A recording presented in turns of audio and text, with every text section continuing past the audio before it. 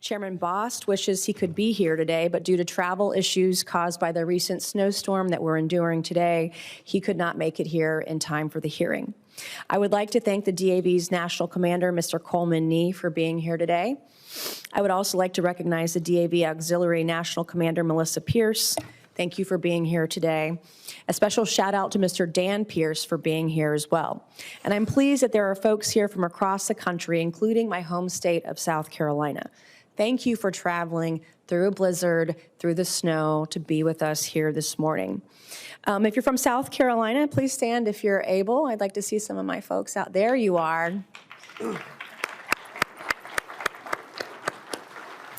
God bless you all, and thank you for traveling here, and I want to give a warm welcome to those folks. This year marks my 5th year on the committee. Veterans have always been a part of my life. I grew up around veterans, I know veterans, and they have always been part of our community and our family's community. Every time I'm on the House floor debating a bill or sitting on the dais, I'm always thinking of them, and like my dad, the generations of men and women who've served, my siblings. In fact, I just had one come back from a deployment overseas in the Middle East. For me, it's always about taking care of our veteran community when they come home. I know the sacrifices of each of you have made, especially our disabled community. Each of you has fought to protect the freedoms we hold dear. I, along with my House Republican colleagues, are leading the charge to first help make life more affordable for severely disabled veterans and survivors through the Sherry Briley and Eric Edmondson Veterans Benefits Expansion Act that we reported out of the committee 2 weeks ago. The bill would raise the monthly benefits rate for the most severely service-connected disabled veterans that require around-the-clock care by offering an additional $10,000 annually. It would also boost the monthly support payment that veteran survivors receive by an additional 1.5% annually over the next 2 years. These increases haven't been made in decades. I need your support to help ensure they are not caught up in an election year political games and that they are finally enacted.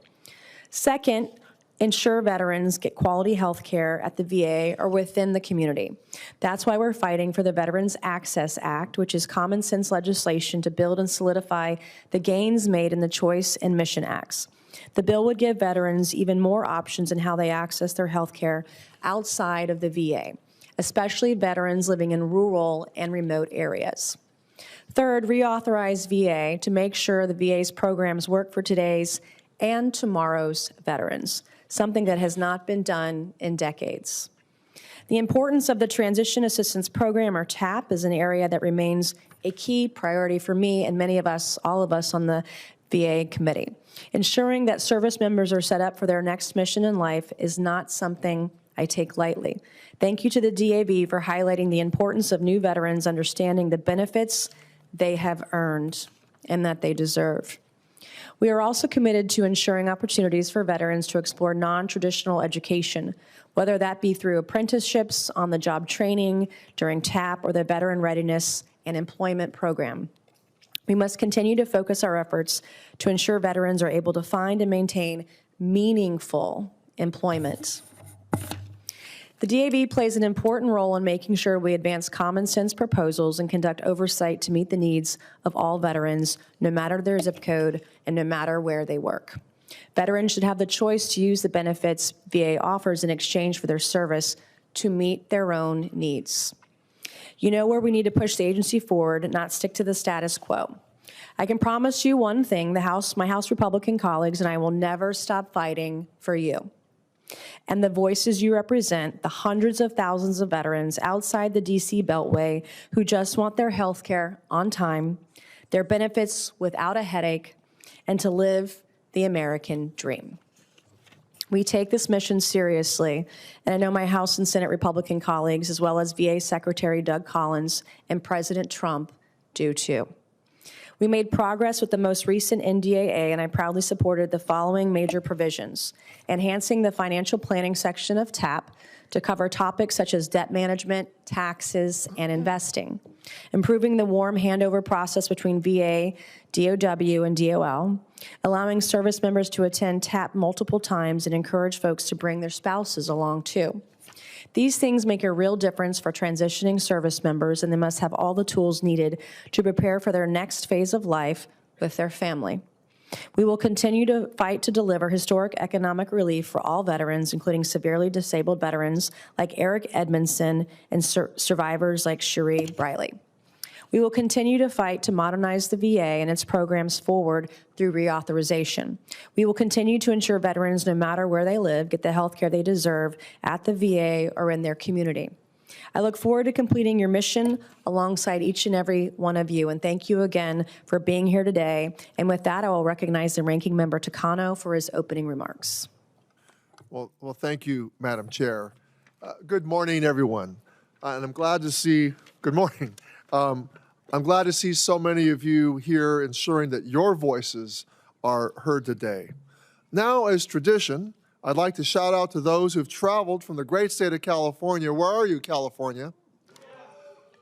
All right. That can be, there, California, yes.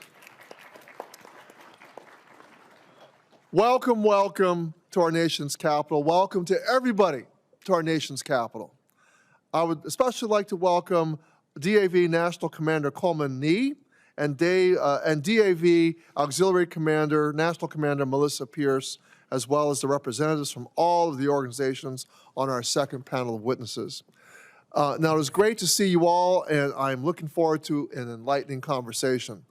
And since you were here last, we have all have experienced uncertainty and at times flat-out chaos.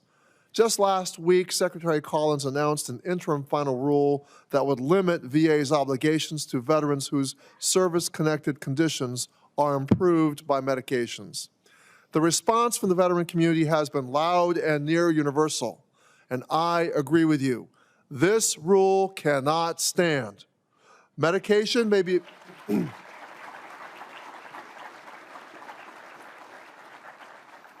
Medication may be able to minimize the effects of injury or illness. It does not erase them. I know that the Secretary has stated that he won't enforce the rule.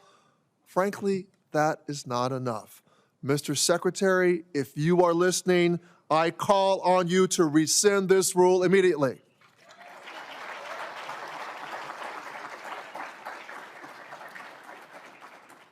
The committee intends to submit a comment in the Federal Register voicing our disapproval, and I highly recommend that each of you do the same. The link to do so can be found in the banner on top of our website at democrats-veterans.house.gov. This year, in addition to the Secretary's harmful interim final rule, we are facing a massive reorganization of the Veterans Health Administration. Neither of these major actions were planned with input from Congress, or as far as I can tell, from the veteran community either. VA needs improvement, but this proposal appears to be more of an effort to align VA with what is happening in for-profit healthcare. VA should not emulate that model. I also want to address the hurdles that our veterans face in linking their toxic exposures to their service. We have had several discussions regarding overlooked veteran populations that need care. VA has the authority to create new presumptive conditions and deliver that care, and yet they don't use that authority nearly enough. Instead, we seem to have a VA leadership that wants to do more with less, as we have recently heard the Secretary say. You know what? Doing more with less has never worked for veterans. We can't expand benefits to more veterans without having staff at VA to do so. We need doctors and nurses and researchers. We need claims examiners in VA, social workers, janitorial staff, and police officers in VHA to ensure VA is meeting its mission. Each of you has served, and today continues you continue to serve your fellow veterans and their survivors. Now, from the moment you raised your hand and put on that uniform, you set yourself apart. That commitment came with a promise that you and your family would be taken care of afterwards. You fulfilled your duty. I consider it my duty and the duty of every American to honor that commitment. Over the past year, we have seen attacks on veterans and their earned benefits in an attempt to paint you as a group of scammers or that you're receiving overly generous benefits. Let me be clear, These are not handouts. These are earned benefits.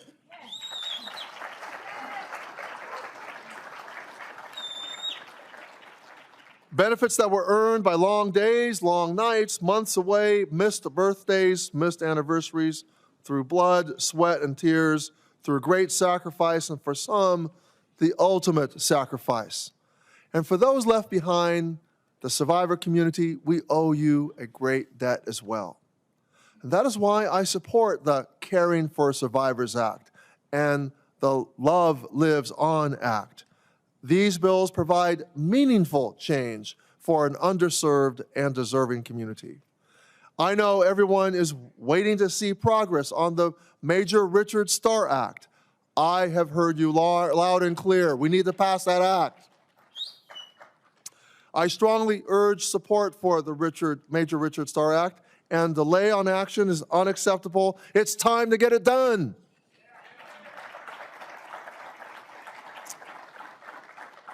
Now, being very transparent with you, none of these bills are cheap. And under the current rules of the House, it's been a struggle to find ways to pay for them. But that's just a lame excuse. If we can find an extra $500 billion for the Pentagon that they don't want or need, we can find an extra $50 billion for our nation's veterans, their dependents, and survivors.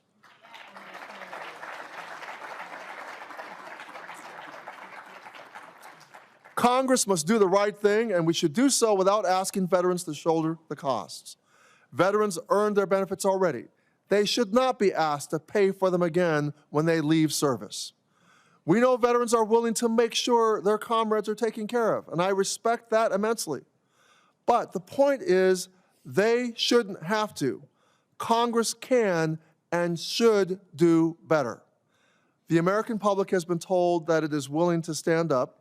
The American public has told us that it is willing to stand up for those who have served and ensure they get the benefits they've earned. And that includes taking a stand against claim sharks. We must pass Representative Pappas's GUARD Act today.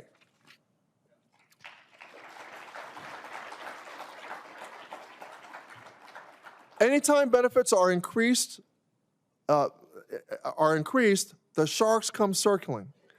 Claim sharks prey on veterans and siphon off hundreds of millions of dollars a year of veterans' hard-earned benefits, and this is wrong. Now, even in the past week, the sharks have come circling again, pushing out ads in an attempt to profit off of the chaos sown by VA's rule to roll back disability ratings. The purpose of these ads is to scare veterans into signing up for their service to, quote-unquote, protect their ratings. I've even been targeted by these ads. They are slick, and they are made to look like they're coming from the VA. There must be consequences for this behavior. But the lobbying efforts of these companies is immense, and it has stalled congressional action. Fortunately, states have stepped into the breach, and I would like to shout out to my home state of California for stepping up on this issue and passing legislation that takes on these claim sharks. Thank you, California. And I'm proud to see Californians leading the way, but Congress is still not off the hook. We must act. So, Madam Chair, thank you for holding this important hearing today, and I look forward to frank and a fruitful discussion today. And I will now, thank you, Mr. Toncano. I'll now recognize Chairman Moran. Thank you, Chair. Thank you, Chairwoman Mace. It's good to be here with my ranking member, Senator Blumenthal, with Congressman Toncano and you for our first joint hearing this year. I want to welcome our witnesses and glad that you're here. This is an important component of what we do to make certain that we are paying attention to those who served. And I'm appreciative of the Disabled American Veterans and the other veteran service organizations for their presence here today. And I extend a special welcome to the Kansans who are in the audience today, and I look forward to spending more time with you this afternoon. I'm grateful for the work the VSOs, like the ones we will hear from this morning, do every day across the country and here in our nation's capital to support their fellow veterans and their families and advocate for stronger and better Department of Veterans Affairs. Our committees are working every day with those same goals in mind. We may talk often about the challenges veterans face after service, but I'm always reminded at these hearings that veterans are not defined by their challenges. Far from it. Every day in every state and every district, veterans bring a wealth of skills, leadership, experience, and values from their military into their communities. It is our responsibility to make certain that federal programs and policies at the VA and in every other department and agency help veterans translate those strengths into long-term stability, health, and opportunity. This responsibility is why I, along with Ranking Member Blumenthal, have introduced the National Veterans Strategy Act to coordinate the efforts of federal, state, and local governments along with not-for-profits, for-profit organizations, all in the best interest of our nation's veterans. I'm grateful for widespread support for that bill among the VSO community, and I'm eager to discuss it with our witnesses today. I'm grateful to the VSO leaders today for their tireless work to make certain that the Congress and the VA remain focused on doing what is in the best interest of our veterans and military communities. I look forward to hearing how your legislative priorities advance veteran success, where Congress can do more to make certain that the VA's policies translate into real improvements in the veterans' well-being. Thank you again for being here. I look forward to today's hearing. And I now recognize Ranking Member Blumenthal. Thank you, Chair Mace, and thank you, Senator Moran, our chairman in the Senate. I'm honored to be with all of you today, and particularly want to welcome anyone who has managed to make it here from Connecticut, out of the snow. If you're here, Connecticut, thank you. And thank all of the rest of you. Never doubt that you are making a difference. Our VSOs are the lifeblood of our veterans' health care and other benefits and compensation to the men and women who are our national heroes. You are the ones who stand in watch over the VA and over us. And the latest example was your reaction to the cuts that were threatened, cruel, stupid cuts in VA benefits, and you and your voices turned it around. Thank you to the Veterans Service Organization for correcting what would have been a disastrous slash in benefits from countless veterans who rely on medications to manage their service-connected conditions. Thank you, all of you.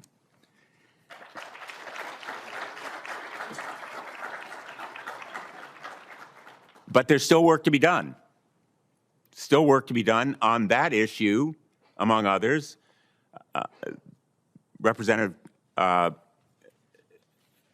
Takano and I this morning sent a letter to Secretary Collins demanding the immediate rescission of the Department of Veterans Affairs interim final rule. It's entitled Evaluative Rating Impact of Medication, a benign sounding rule that in fact will impact cruelly and dangerously our veterans. I call on Secretary Collins to rescind this rule this morning while you are testifying here.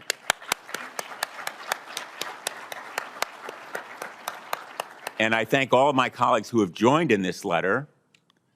I am hoping that this effort will be bipartisan, as so much of our work is and should be, but it has to result in action. I read just this morning an excellent article written by Barry Jesenowski. Thank you for this excellent article in Military. I ask that it be put in the record, Madam Chair. Yes. Confirm. And its headline is, Veterans Aren't Campaign Props. Congress must start acting like it. I couldn't have said it better.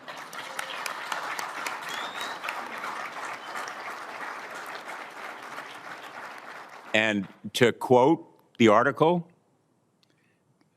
recent Congresses rank among the least productive in modern history, paralyzed by dysfunction, partisan infighting, and an apparent inability to do the basic job voters sent them to Washington to do. We should overcome, yeah, that deserves your applause for sure. Thank you, Barry. We need to overcome this kind of dysfunction, not only for our veterans, but for our whole country. And I hope that this hearing will mark a critical step in that effort. And the best example would be passing the Major Richard Starr Act. Most of you know I have championed this bill for years. I went most recently to the floor of the United States Senate and asked for unanimous consent. It was blocked by one of my colleagues. I ask all of you, make your views known about the Richard Starr Act. Make sure that your member of the Senate or Congress joins in supporting a measure that is about basic fairness so that our combat veterans are not deprived of benefits they have earned. These are not beneficence. They're not charity. They're not philanthropy. You've earned them. It's not double dipping. It is deserved. The Richard Starr Act should pass during this session of the United States Congress. And I will go to the floor and again ask unanimous consent that it be approved. Let me say finally, I am deeply grateful to all of you for the support that you've provided to a range of other measures. I've read your testimony, the GUARD Act, the kinds of basic architecture that we need to sustain. We've seen a systematic degradation of VA healthcare and the first ever net reduction in VA staff, a concerted effort that has forced thousands of physicians, schedulers, registered nurses, and others to leave federal service. Veterans have seen increased mental health care wait times, politically motivated policies that threaten at-risk veterans, and decreased quality of veterans' decisions. These administrative actions also demand scrutiny and reversal. Thank you for all you do for America and for the veterans of the United States. Thank you.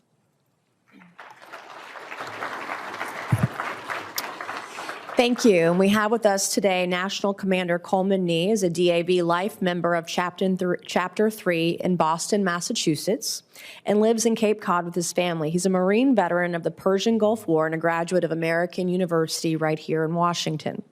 The son of a World War II veteran, Commander Nee walked into a recruiter's office at the age of 18 and joined the Marine Corps Reserve. It was an opportunity to serve something bigger than himself while pursuing higher education.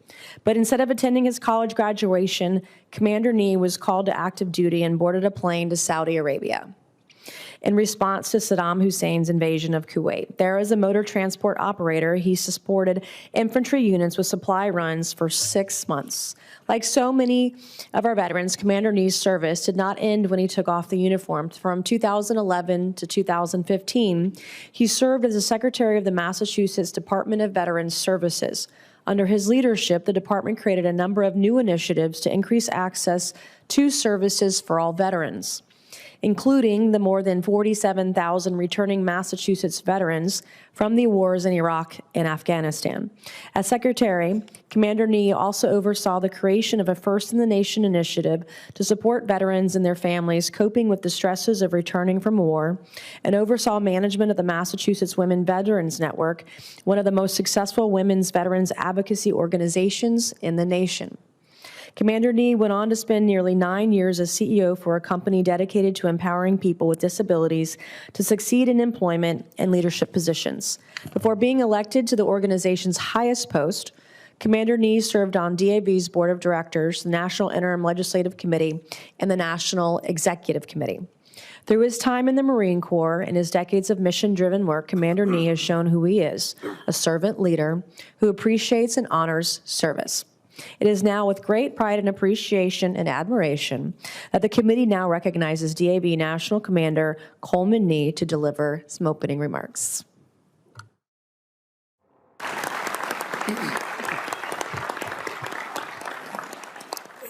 Thank you, Madam Chairman. Thank you, Chairwoman. Thank you for that very, very kind introduction, and I appreciate you stepping in for my good friend, Representative Stephen Lynch, who could not be here. I believe Representative Lynch is still digging out a parking spot up in Boston, so thank you for stepping in.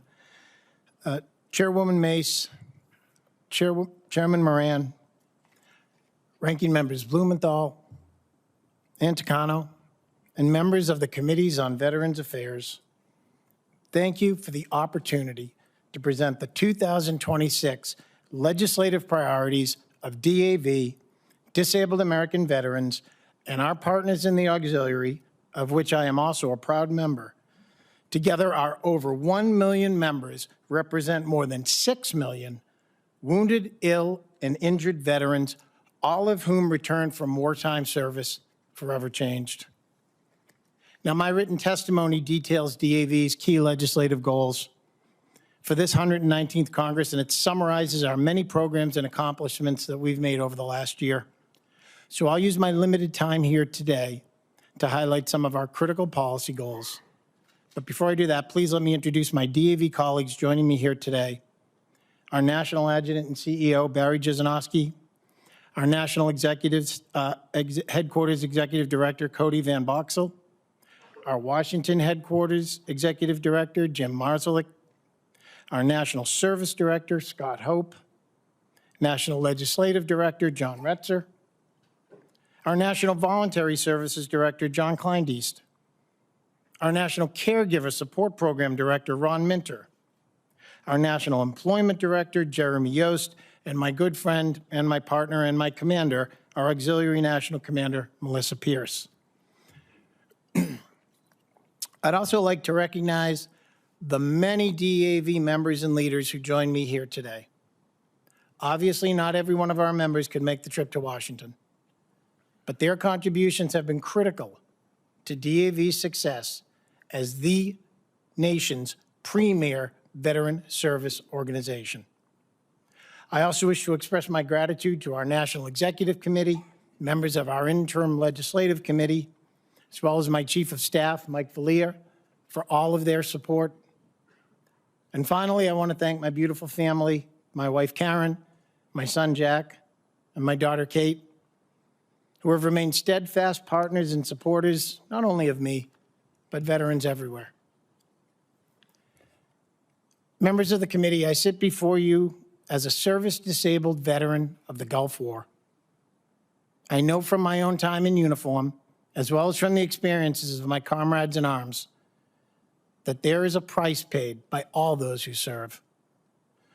Now, as a former Massachusetts Secretary of Veteran Services, I oversaw more than $100 million in state funding for veterans and dependents.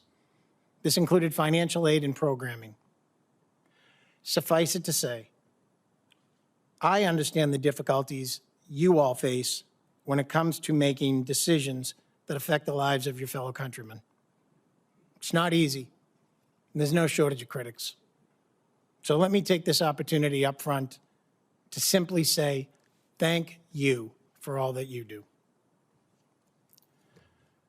Long before gaining that insight, I watched and admired as those who made it home from Vietnam built one of the nation's first memorials to the 25 sons of South Boston who made the ultimate sacrifice there.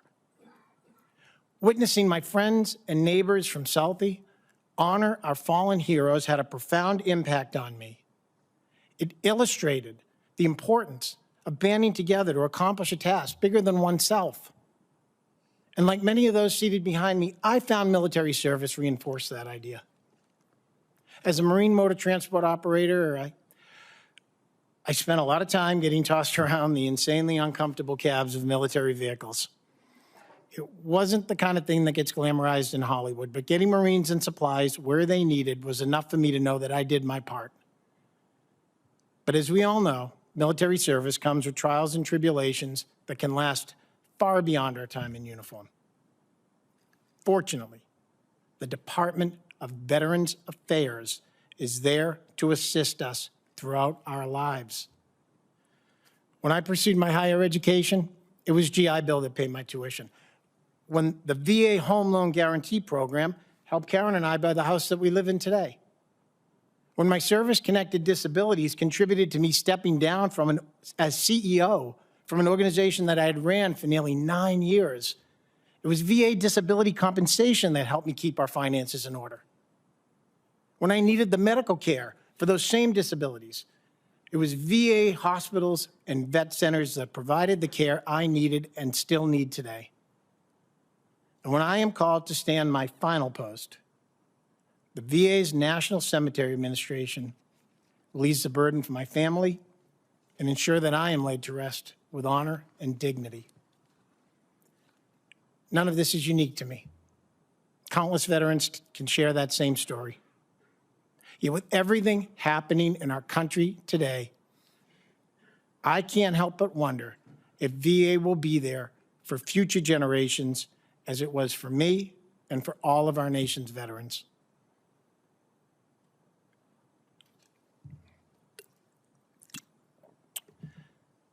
The VA stands at a defining crossroads, one that will shape not only the institution itself, but our nation's enduring commitment to those who have worn its uniform. On one path lies the dismantling, fragmentation, and gradual erosion of a system that was built to serve veterans. On the other lies a principled effort to modernize, strengthen, and safeguard the VA for future generations who will answer the call to serve. This is not merely a political or bureaucratic debate. It is a moral issue. It is a strategic issue. It is even a national security issue. As an organization founded before our nation had a federal agency charged with honoring veteran sacrifices, we, DAV, know that the VA was not created by accident or convenience. It was built out of necessity and obligation. After each major conflict in American history, our nation confronted the same question: how will we keep our promise to those who bore the cost of war? The VA emerged as the answer. Its mission is singular in American governance: to serve a population not defined by age, income, or geography, but by service and sacrifice. Yet today, VA faces intense pressure. Critics point to long wait times, uneven quality of care, outdated infrastructure, and administrative inefficiencies. These criticisms are not unfounded. The VA, like many large institutions, has struggled to adapt to changing demands, particularly the complex needs of post-9/11 veterans. But acknowledging flaws is not the same as abandoning the mission. Calls to dismantle or significantly privatize VA are often framed as pragmatic solutions, offering veterans choice by shifting care to the private sector. On the surface, this may sound reasonable. In practice, it risks hollowing out the only healthcare system in this country that is purpose-built for veterans. Private healthcare systems are not designed around military service. They don't specialize in combat trauma or polytrauma rehabilitation. They don't take into account the lifelong consequences of military toxic exposures, and they are not accountable to veterans in the same way that a public institution is accountable to the people that it serves.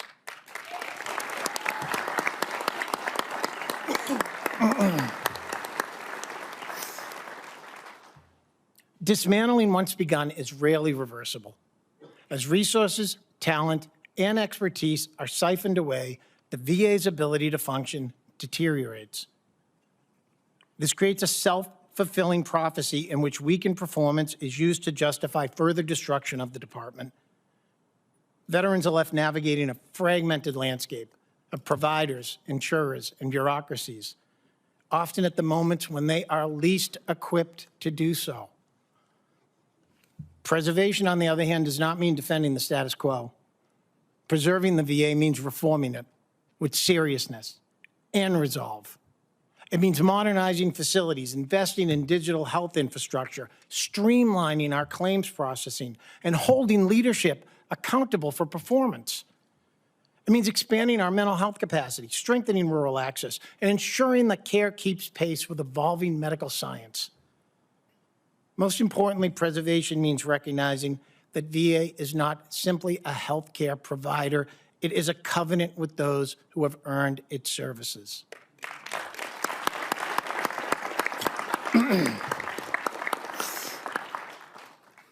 If our nation is serious about honoring the promise made to those who served, then our priorities must be clear.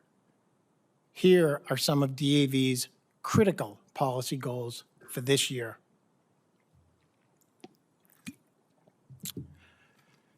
First, we must make the claims and appeals process work for veterans, not against them. Timely, accurate decisions are not a courtesy. They are a moral obligation.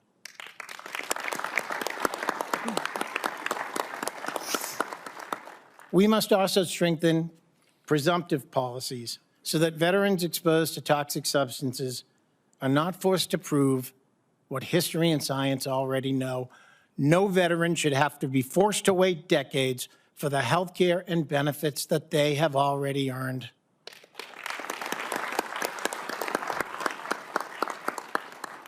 Equally urgent is closing the gaps in mental health care and suicide prevention. Every veteran in crisis deserves immediate, comprehensive support because no one who served this nation should ever feel forgotten or alone.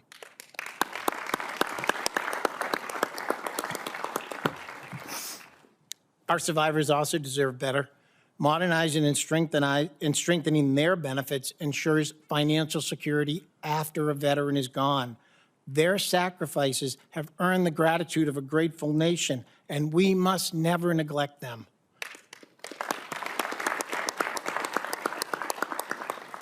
As veterans age, long-term care must keep pace with their needs. That means expanding assisted living options and strengthening support for caregivers, many of whom bear enormous responsibilities with limited resources. These unsung heroes deserve not just our thanks, but meaningful support that makes a difference in their lives.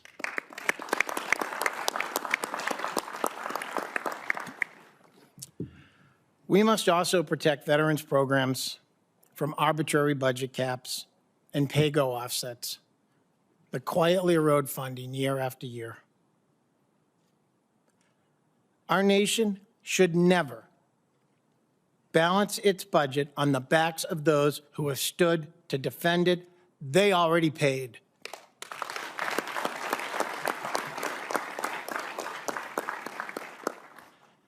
And finally, just last week, a new regulation was published by the VA. It would have reduced compensation for some disabled veterans simply because they take medication for their service-connected disabilities. We're pleased Secretary Collins listened to veterans and announced that the VA would not be implementing the rule. No veteran should be penalized for taking the medication they need to survive.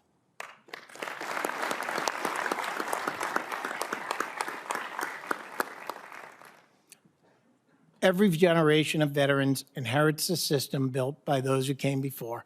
The VA that treated World War II veterans like my dad enabled the care of Korea and Vietnam veterans. The reforms driven by Gulf War veterans like myself laid the groundwork for post-9/11 care. What we decide now will determine whether future veterans inherit a robust, integrated institution or a patchwork of programs that treats their needs as transactional rather than holistic. The choice before us is not between reform or stagnation. It is between responsibility or retreat.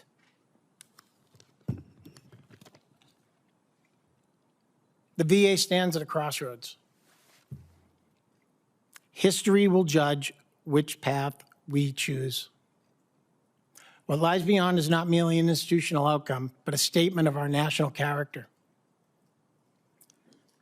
Let us choose preservation.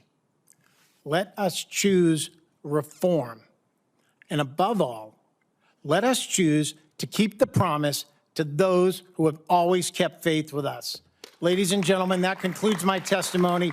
May God continue to bless DAV, the men and women who serve our great nation, and the United States of America. Thank you very much.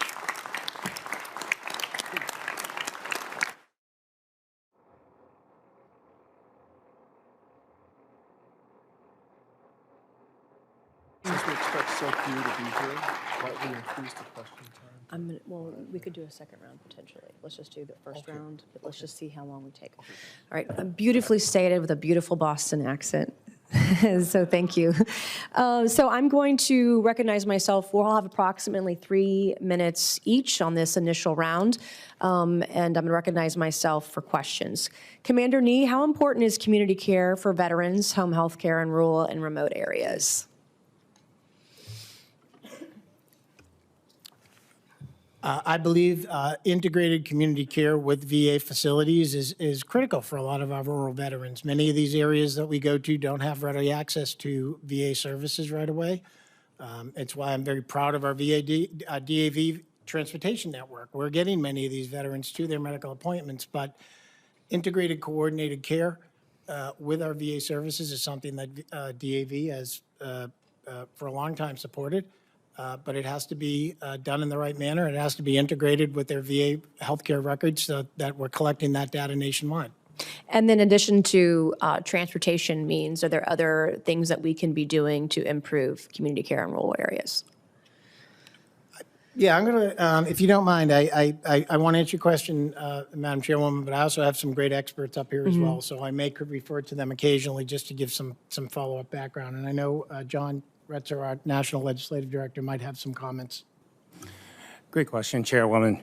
I appreciate that. And with community care, one of the things that we really want to see is, first and foremost, the standards that VA has in training is also extended and required by our VA community providers. And why is that? When you look at the toxic exposure, traumatic brain injury, women, veterans, special needs, those all need levels of competency that meet the standards of the very diverse needs of our population. So that's one of them. The second part is we need a robust interoperable system, the electronic health record modernization. As we watch VA go through 26 and 27 as they deploy to the 13 and 26 sites, we really need to make sure that they have taken and addressed all the incidents that you have all identified as concerning and safety issues, and make sure that they roll it out very seamlessly and ensure that change management within the staff is also adopted, and that it is working between DOD, VA, and community care seamlessly. Thank you. And Commander Nee, my next question is for you, but you may ask somebody else. In some of your testimony, you've discussed alternative therapies in healthcare. Any thoughts on any technologies that are more valuable than others? What should we be focused on alternative therapies or tools for recovery and healing for our veterans when they come home? Great question, Madam Chairwoman. Yes, I personally am a huge believer in alternative therapies. I myself have used alternative and naturalistic therapies for my own disabilities. We've done a significant amount of work on that and in fact, we've done a significant amount of research.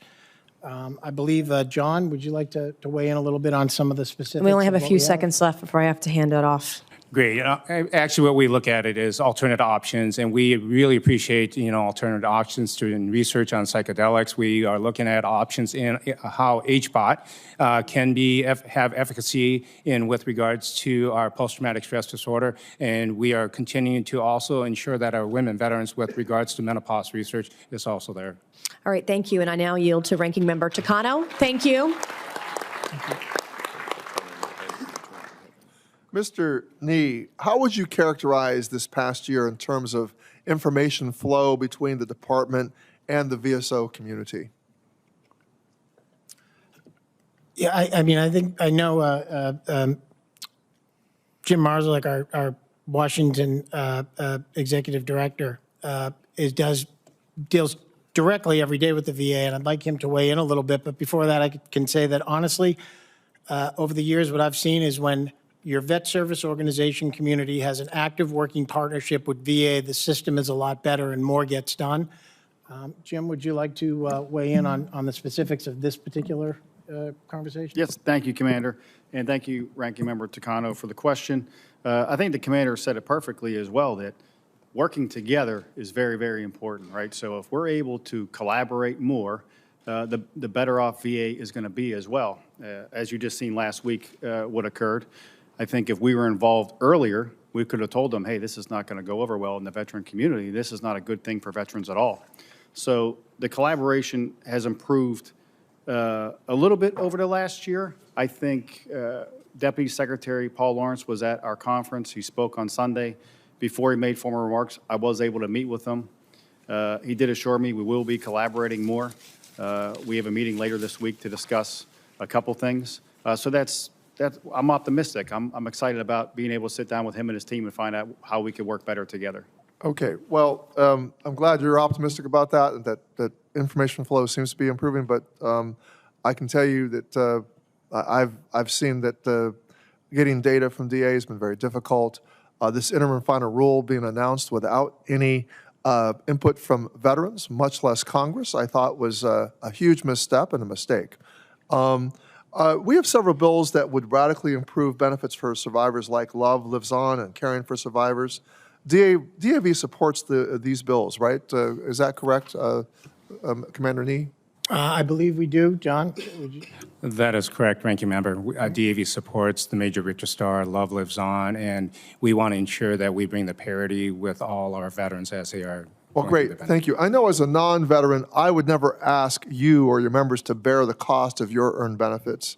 Would you agree that veteran and survivor benefits are earned and therefore should be paid by the general public? I would agree with that, Mr. Chair, Mr. Ranking Member. Thank you. I asked the same for the Major Richard Star Act. Should veterans shoulder the cost of the Major Richard Star Act? No, they should not. We are opposed to any reduction of benefits or services that help our injured or ill veterans in VA care. Should we allow arbitrary congressional rules to stand in the way of doing what is right for veterans? No. The answer is no. Thank you so much. I yield back.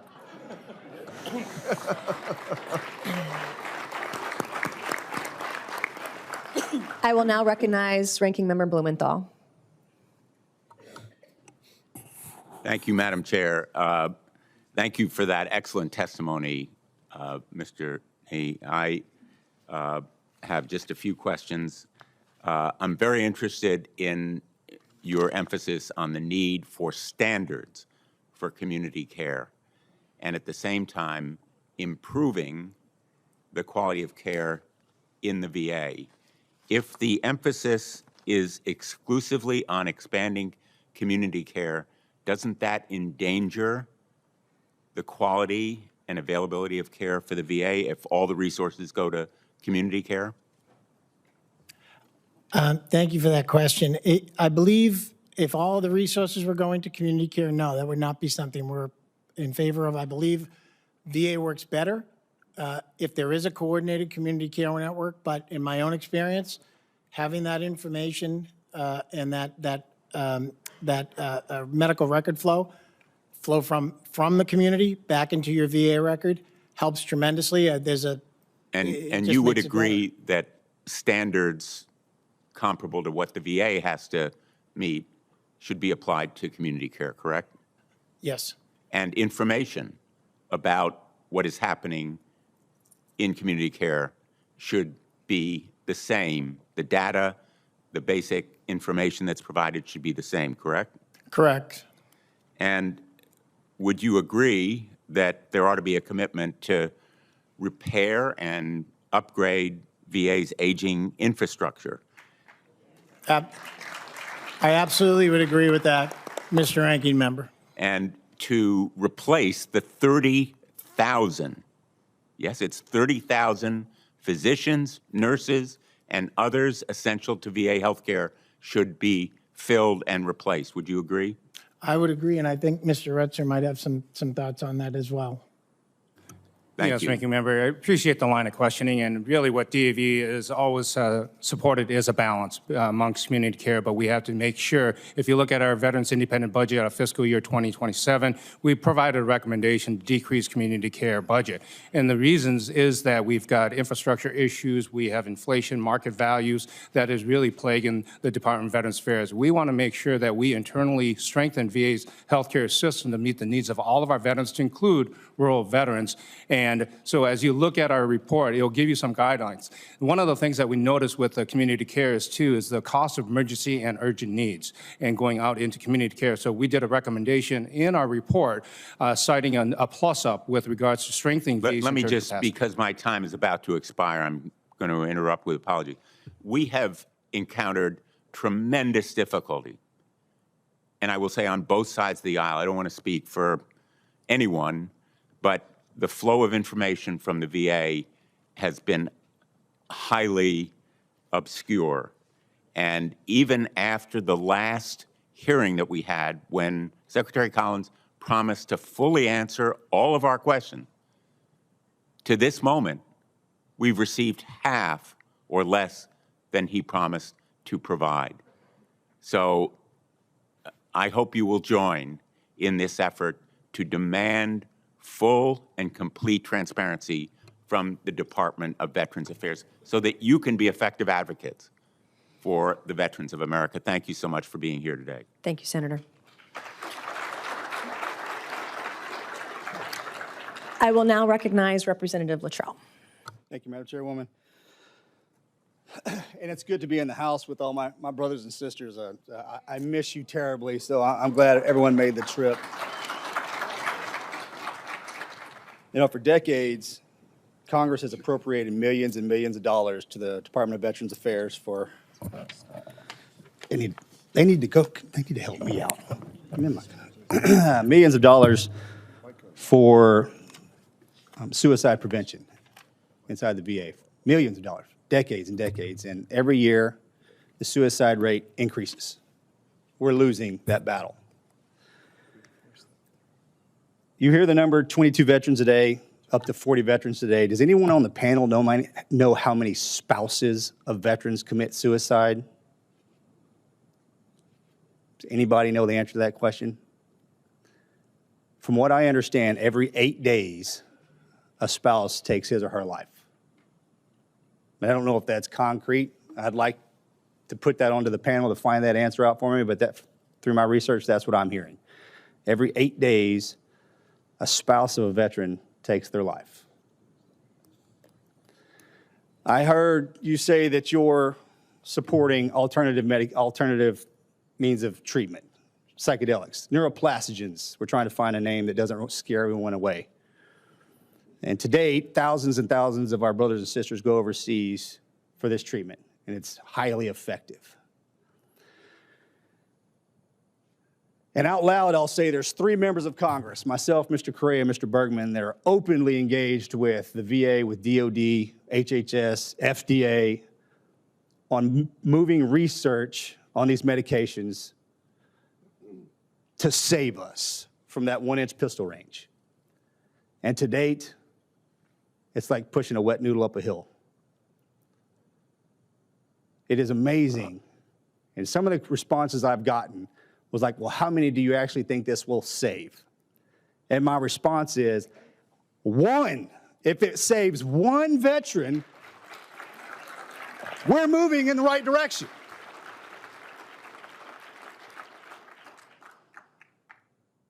But we're not making enough noise. The 3 of us can't do this alone. You would think in the House of Representatives, this is where the power lives. But when I look out into the crowd, and if DAV supports this effort, I'm calling for an all-hands muster. You have to be present. Is this direction the way that we want to go? I adamantly believe it is. It's either taking a step somewhere else or continuing down the road of opioids and SSRIs and all the other stuff that we pump into our bodies to make ourselves feel good, and it inevitably leads to one place for those unfortunate ones. Then I don't have a question more than a statement. If we're all in, like we are when we're in combat, and you look to your left and your right and like, hey, I'm here with you and we're going, this is what we have to do. So I'm asking for your help. When you travel around the lower chamber, the upper chamber, or you're hanging out in the administration, ask these questions. Why can't, or why haven't we moved research in the VA and the DOD, and why isn't the FDA supporting this? Why is the FDA not supporting this? And God bless each and every one of you and your families for your service. Thank you.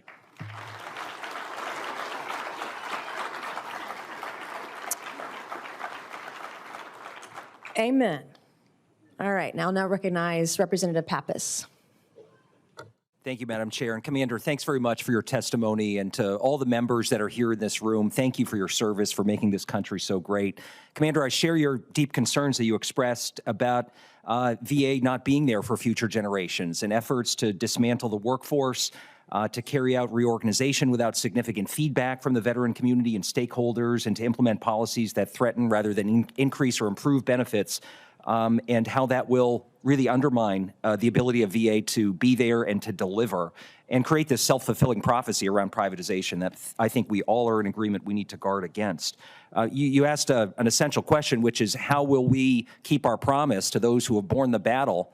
And then conveniently, you gave us all the answers. You gave us a good roadmap in terms of what Congress needs to do to answer that question and to make good on the debt that we owe to all those who have worn the uniform of this country. And I regret that it's taken so long to get things like the Major Richard Starr Act considered and across the finish line, things like the Love Lives On Act, which is really important to survivors.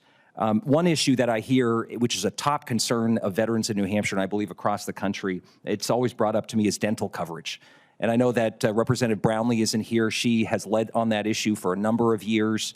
But could you talk about this as a priority in terms of treating the whole veteran and making sure that we have the right providers at VA to be able to expand this and make sure that more vets get access to dental coverage? Yeah, thank you very much for that question, Congressman. Dental care is essential. Dental care, proper dental care helps many of our veterans prevent cancer, diabetes, other very serious health issues. It helps in employment rates. I know when I go to many veteran homeless stand-downs, one of the major services that's provided with the longest lines is for the dental care, because that helps with them to get employment and helps with their mental health.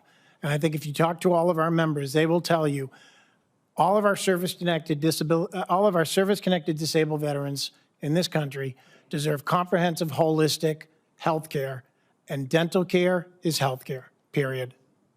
Thank you for that response. Absolutely.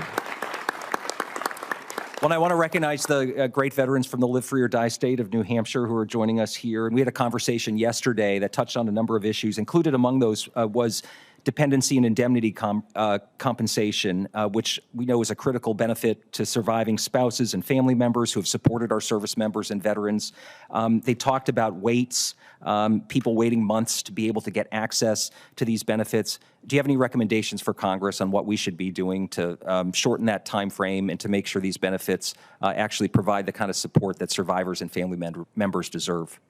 Yeah, absolutely, we do. Thank you. That's a great question. I know we've worked extensively on this, and I believe Scott Hope has some very specific comments on this particular matter.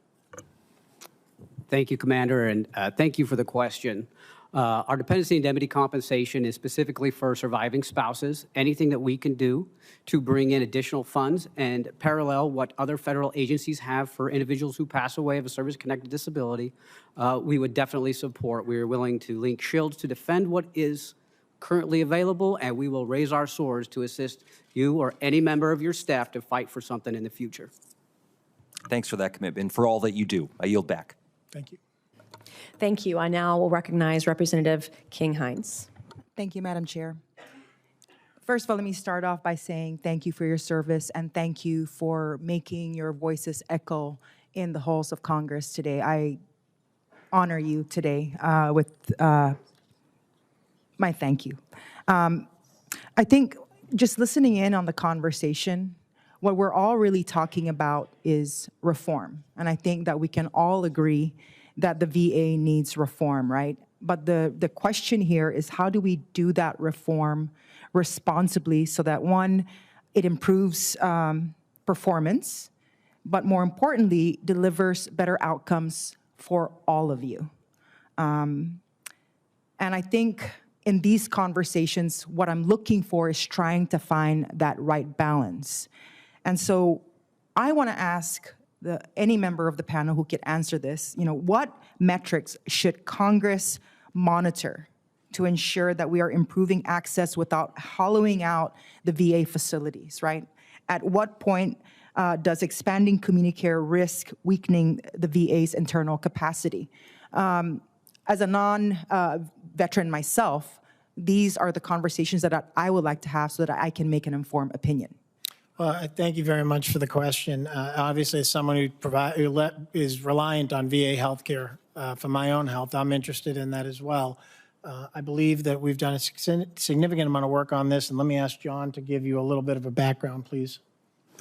Thank you. And as we address the healthcare reform and how we balance community care, we have to address the access standards, which you have all done for some time with Choice Act, Mission Act, and now we're at a point where we also have the introduction of the Access Act, which DAV supports. And we believe, as we look at it, not only do we have to look at the Access Act with regards to how it facilitates services for the urban metropolitan, but we do have to address very specifically how do we do that differently for our rural and remote veterans. Along with our women veterans, when we have over 1 million this year now enrolled in the VA healthcare system, they are the highest users of community care. So we got to figure out how to bring that back into the VA healthcare system. So we do need to look at the model of healthcare and flip it up, maybe upside down to say it's not a hospital model only. We need to look at really strengthening the CBOCs.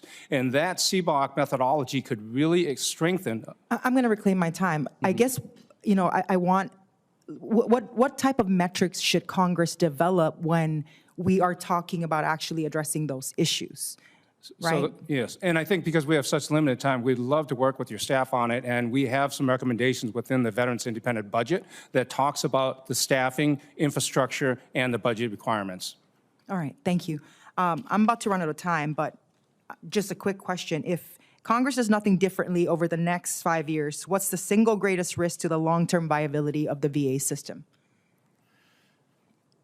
John, would you like to?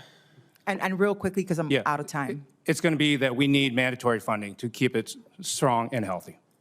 All right, thank you. I yield back. Thank you. And I know that Ranking Member Takano has a few more questions, so I'll allow a second round, 2 minutes. Our side went over by 1 minute, so I'm going to give Ranking Member Takano 3 minutes. But before I do that, I'm going to say something real quick. I love what everyone has said here today, and Congressman Luttrell, I'm with you. I suffer from post-traumatic stress disorder, and I have authored legislation on plant-based therapies.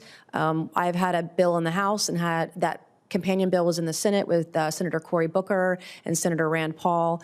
One of the problems is up here, as Congressman Luttrell said, is that anything up here is like pushing a wet noodle up a hill, and I'm going to steal that one. We really, to move things fast, it's not happening. And the stats on plant-based therapy for veterans who are suffering from PTSD and have suicidal ideation, the stats of success are through the damn roof.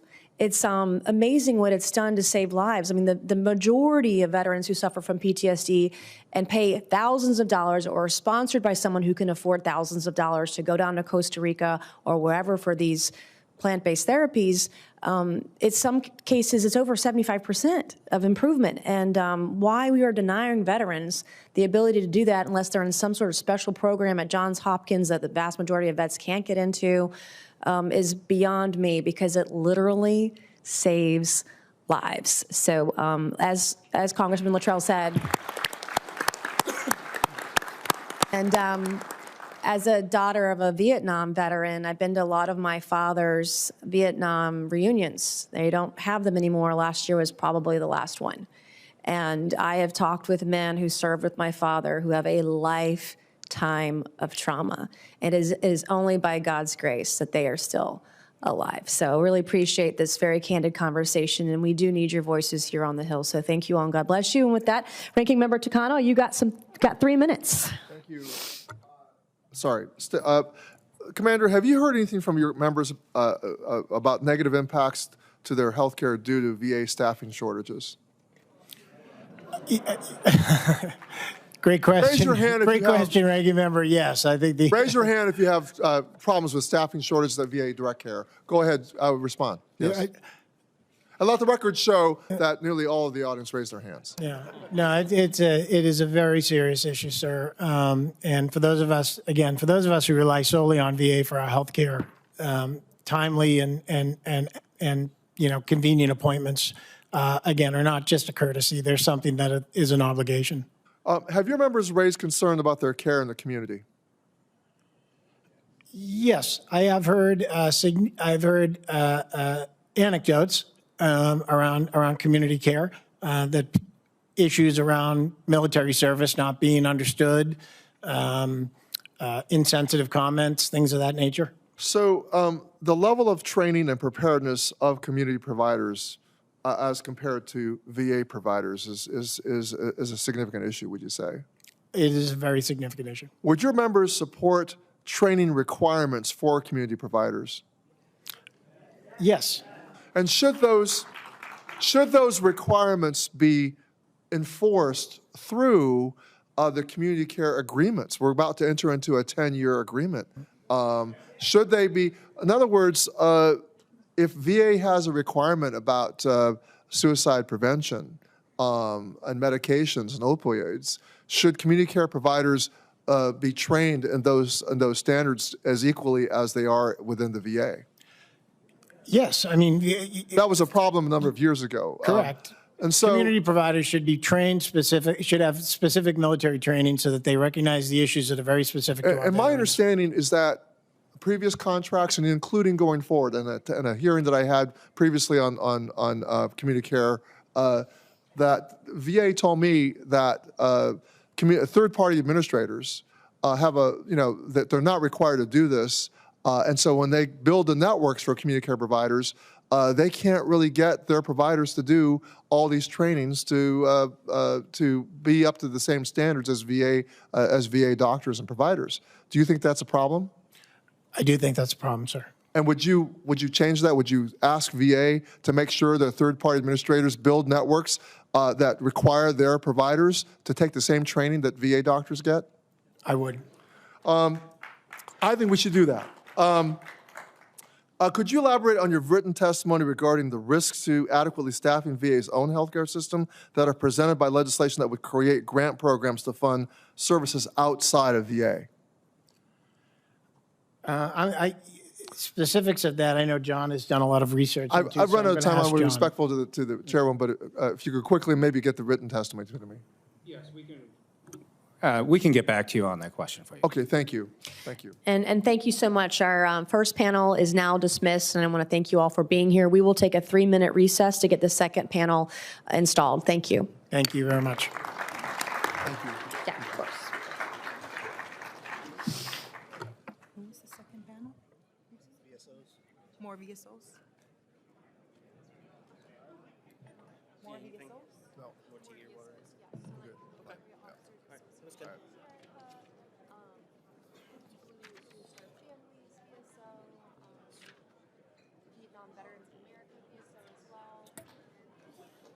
The second panel, I mean, the testimony's the long thing, so if you gotta, Okay, great. if you need a comfort break, then like that's the time. Where's the restroom? So that it's just Huh? alcohol to the left. Okay. Just a few doors down on the left side. Okay.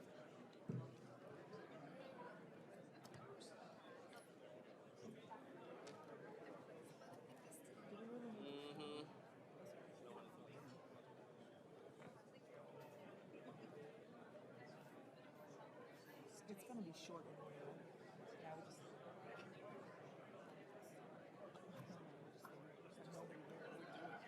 It's like there's nobody here, like everybody's left. You know, there's all these people, service organizations. It's kind of rude. I'm so tired. If you were to stay, you can stay.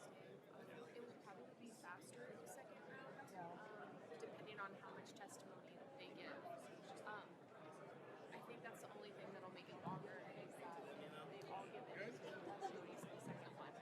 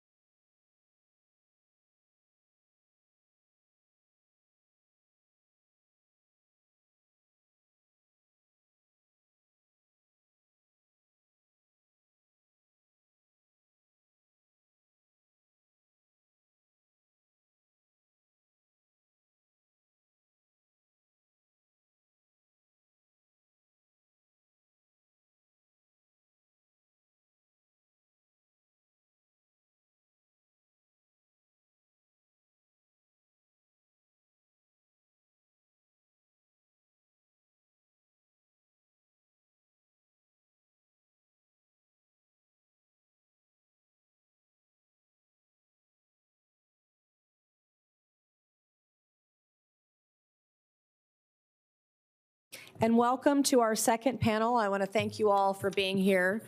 We have a lot of information of important organizations to hear from on this panel, so I would like us to get right to it.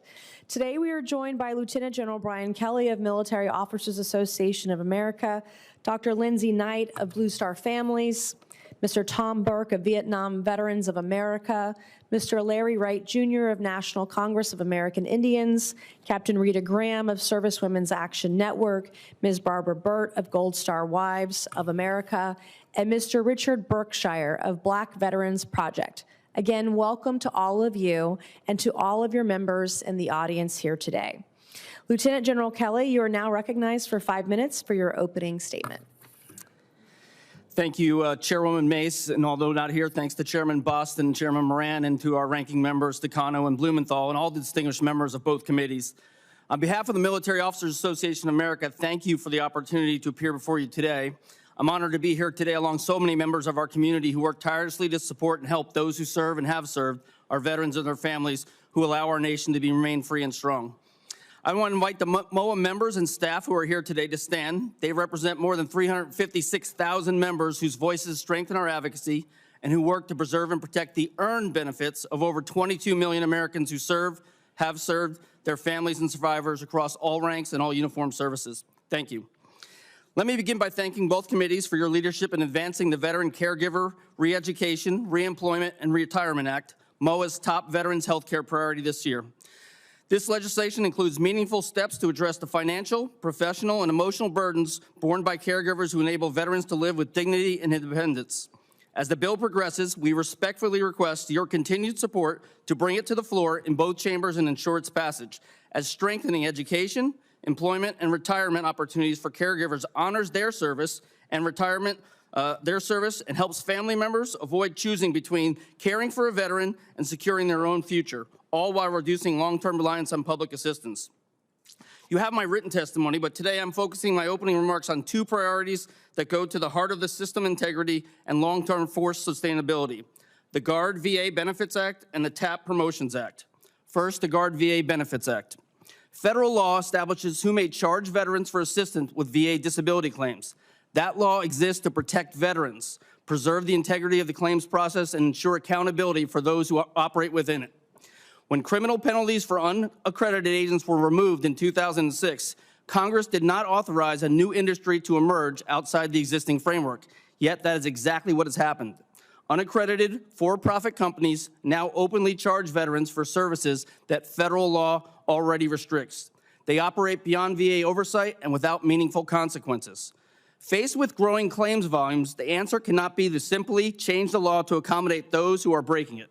If the system is under strain, our responsibility, all of our responsibilities, is to fix the system, not to legitimize practices that siphon earned benefits away from veterans. As someone who spent decades in uniform, responsible for people, processes, and accountability, I can say this clearly. Weakening standards to compensate for system stress only compounds the problem. It erodes trust, which is our ultimate currency, undermines legitimately accredited representatives, and sends the wrong message to service members who expect the rules to apply evenly. The Guard VA Benefits Act restores accountability without restricting access to lawful, accredited assistance. It reaffirms that the solutions to system challenges is better performance and better oversight. MOAA urges Congress to advance this legislation and make clear that earned benefits belong to veterans, not to companies exploiting gaps in enforcement. Second, the TAP Promotion Act. MOAA believes that service does not exist in silos. It begins the day someone raises their right hand and it continues into burial honors. From a readiness and force management perspective, the transition from service member to civilian is truly a consequential period, not only for the individual, but for the credibility of the all-volunteer force. Yet transition outcomes vary widely. Too many service members leave uniform not understanding their earned benefits, available resources, or where to turn to for trusted help. That lack of continuity increases the risk to the veteran. As both an MSO and a VSO, MOAA occupies a unique position in this space. We support service members while they are still in uniform and continue that support throughout their life as a veteran. That continuity matters. The TAP Promotion Act strengthens outreach, improves consistency, and ensures service members and their family members receive timely, accurate information before separation, not after problems arise. It reinforces connections to organizations like ours and the others at this table who are there testifying before this committee that remain with veterans long after their service departs. This belief in life cycle responsibility is also why MOAA launched the Total Force Plus conference. With Total Force Plus, we bring together leaders from the uniformed services, the Pentagon, the VA, the Congress, industry, and the nonprofit community to collaborate and advance solutions across this life cycle together. There are plenty of venues that focus on the types of the next ships, the next planes, the next tanks, the next weapons. Total Force Plus focuses on the people who make strong national defense possible, because outcomes improve when responsibility is shared rather than passed along, and everybody believes that people truly outrank everything. From first salute to final honors, how we care for those who serve and those who stand beside them directly impacts who will be willing to serve next. That group of people that was behind us before with those hats on are your biggest advocates. How they are treated will tell whether they tell somebody else to serve, and that is important. MOAA stands here today ready for you to serve, and I thank you, and I look forward to your questions. Thank you. I would now like to recognize Dr. Knight for 5 minutes for your opening statement. Thank you, Chairwoman Mace, Chairman Moran, Ranking Members Blumenthal and Takano, and distinguished members of the committee. Thank you for the opportunity to provide testimony on Blue Star Family's 2026 priorities. Blue Star Families is the nation's largest military and veteran family supporting organization. Its research-driven approach builds strong communities with a focus on innovative and data-informed solutions. Since 2009, our research has gathered trusted feedback from over 150,000 active duty and veteran-connected families. Our goal is to enable military-connected families to thrive in the communities that they call home. Since our founding, Blue Star Families has delivered more than $336 million in benefits, counts over 440,000 members, and supports more than 1.5 million people annually. 33% of our membership base is comprised of veterans, veterans' spouses, and veterans' family members. Using this data and member insights as our guide, Blue Star Families has 3 primary legislative priorities in 2026. The first one. In 2022, as a result of the Commander John Scott Hannon Veterans Mental Health Care Improvement Act of 2019, Blue Star Families was awarded funding by the VA under the Staff Sergeant Parker Gordon Fox Suicide Prevention Program. Blue Star Families appreciates the extensive work your 2 committees have done to extend this program past the original 3-year pilot legislation, but we call on you both to work together to extend the program for at least another 3 years, and then to work toward a long-term authorization for the most successful initiatives. As recipients of the Staff Sergeant Fox Grant, Blue Star Families operates a program at Blue Star Support Circles, Upstream Solutions to Crisis. Through this community-based suicide prevention program, we prioritize veterans who are at risk of suicide by ensuring that their friends and family members can recognize and understand signs and intervene before a veteran's struggle becomes a crisis. As a quick aside to Representative Luttrell, because he brought up the question of how many veteran spouses die by suicide a year. I don't have the number on veteran spouses, but I do have the most recent number from a DoD annual report in 2023 on suicide in the military. That report states that 146 family members, 93 of which were active duty spouses, died by suicide. I think it is an open question and one that our research team is certainly interested in pursuing in partnership with the VA to find out what the corollary number is for veteran spouses. But I also wanted to point out this is why community and family-based interventions and programs matter. Service members do not stand on their own. They stand as part of a unit, whether that is a family, a community. They are connected to others, and oftentimes those individuals are most able to tell when a crisis is going to happen before the emergency is at our feet. That is the entire theory of change behind our program. To date, nearly 200 individuals have completed this 8-week non-clinical program with Blue Star Families. Support Circles was externally validated by the University of Alabama, and participants demonstrated through pre- and post-surveys statistically significant improvements in their capacity to help others experiencing suicidal thoughts and their own self-efficacy to intervene. Our program increased participants' confidence in discussing suicide from 55% to 74%, enhanced knowledge of appropriate language and resources, and significantly imparted skills to mitigate factors for loved ones who might be having thoughts of suicide. Additionally, the share of participants indicating that all firearms were stored and unloaded increased from 30% to 43% as a result of this program. Veteran suicide prevention, however, is not it's not a nice to have, it is a moral imperative. I think everyone in this room would agree with that. And it also saves VA healthcare resources when done right and done upstream and in a preventative fashion. In 2025, using the first 3 years of participant data, we had an external firm conduct an economic analysis of outcomes. That analysis projects that the Blue Star support circles generate healthcare and economic cost savings 17 times greater than program costs. That amounts to roughly $13,247 of net cost savings per cohort participant. Our participants show measurable PHQ-9 depression improvements, reducing major depressive disorder-related healthcare costs and preventing costly emergency visits and psychiatric hospitalizations. The second legislative priority that we have is that we are calling on Congress to enact the Building Readiness and Integration for Dependents Going to Civilian Environments Act. This is sponsored by Senator Alex Padilla and Representatives Sanford Bishop and Jen Kiggins. The measure would establish a 3-year pilot project at 4 U.S. military bases where national organizations serving the military and veteran community would coordinate the extension of military transition services to military families. Challenges veterans face around transition are persistent. In our 2025 annual military family lifestyle survey, 58% of veteran respondents described their overall transition from military to civilian life as difficult or very difficult, and 44% found it more difficult than expected. The transition from military to civilian life is not just a personal journey for the service member, it is a profound change experienced by the entire family. However, many support services for spouses cease at the time of separation, which is often when families require them most. Successful military to civilian transitions depend on comprehensive support strategies that recognize the unique needs of veteran family members, not just in their capacity as caregivers, but as individuals navigating a significant transition themselves. A true measure of a successful transition extends beyond the veteran's employment or access to benefits. It is reflected in the family's stability, well-being, and connection to their community as they establish their new life as a veteran family. Finally, Blue Star Families calls on Congress to pass the Major Richard Starr Act. As many of you know, this bill will allow 52,000 combat-injured medically retired veterans to receive their earned retirement pay and disability compensation without offset. The Starr Act has 315 House and 77 Senate co-sponsors. That is 3/4 of Congress, and it could pass today if brought to the floor on each side of the Capitol. Thank you all and distinguished members of the committee for inviting Blue Star Families to provide our priorities, views, and research. I'm happy to answer any questions. Thank you. I would now like to recognize Mr. Burke for 5 minutes for your opening statement. Chairman Moran, Chairman Bost, ranking members Blumenthal and Takano.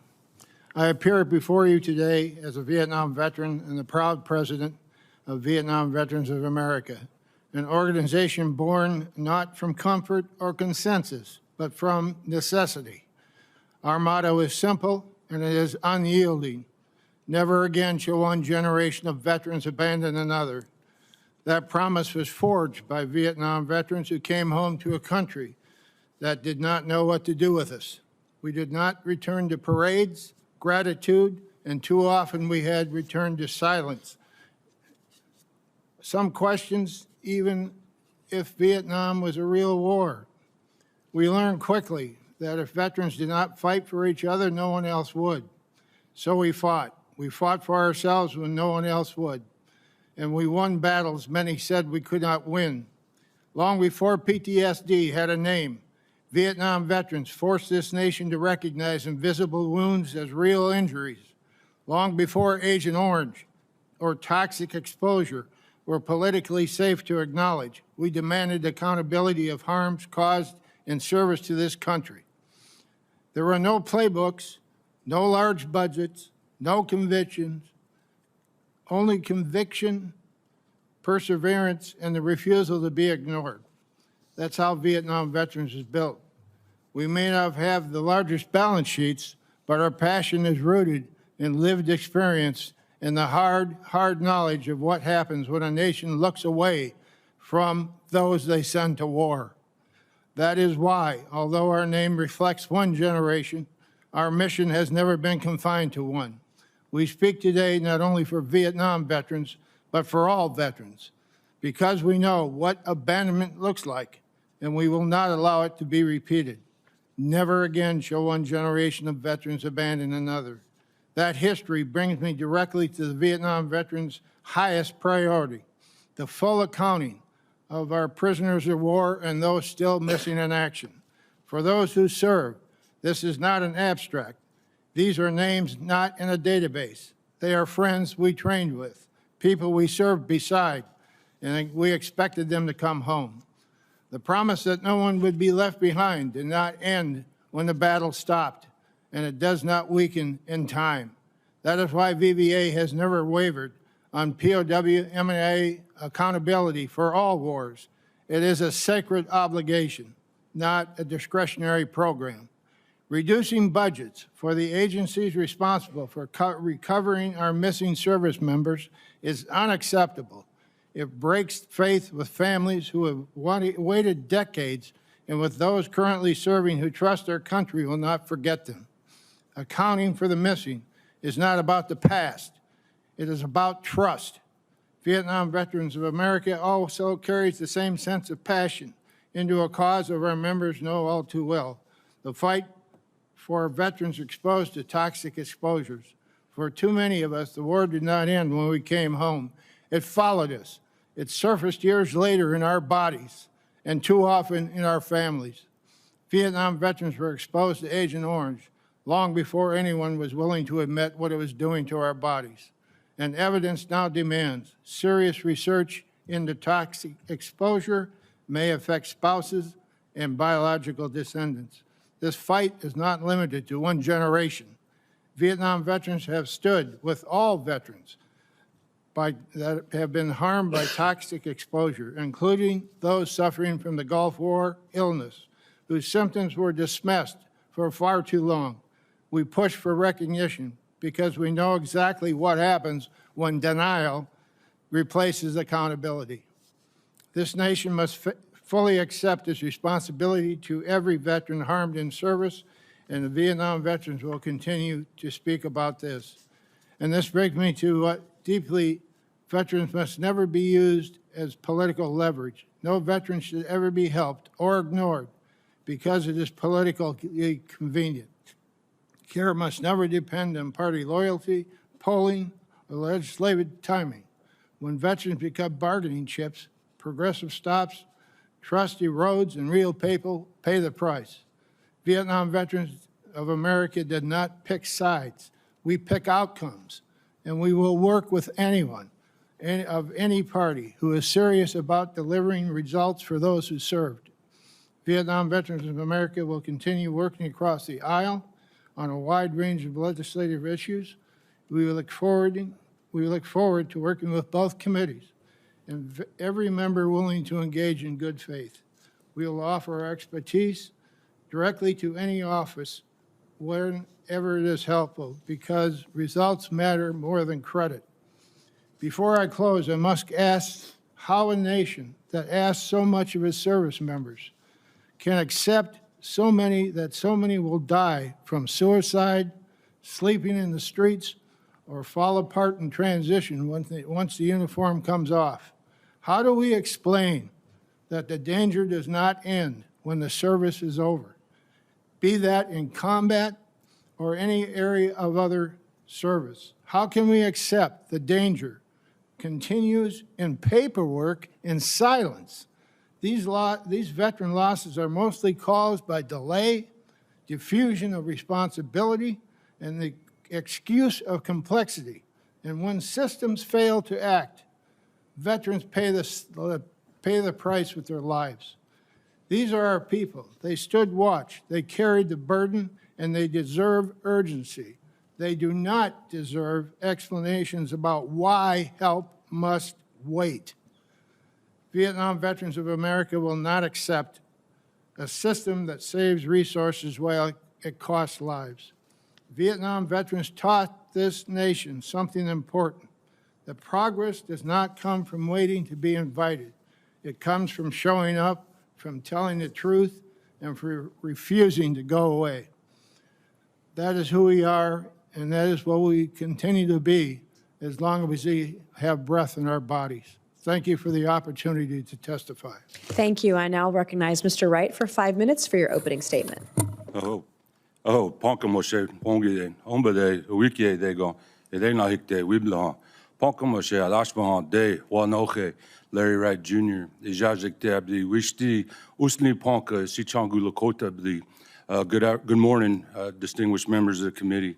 I address you in my tribal language, my Ponka language, out of respect and to raise awareness for our native code talkers who are instrumental in helping our country during World Wars I and II.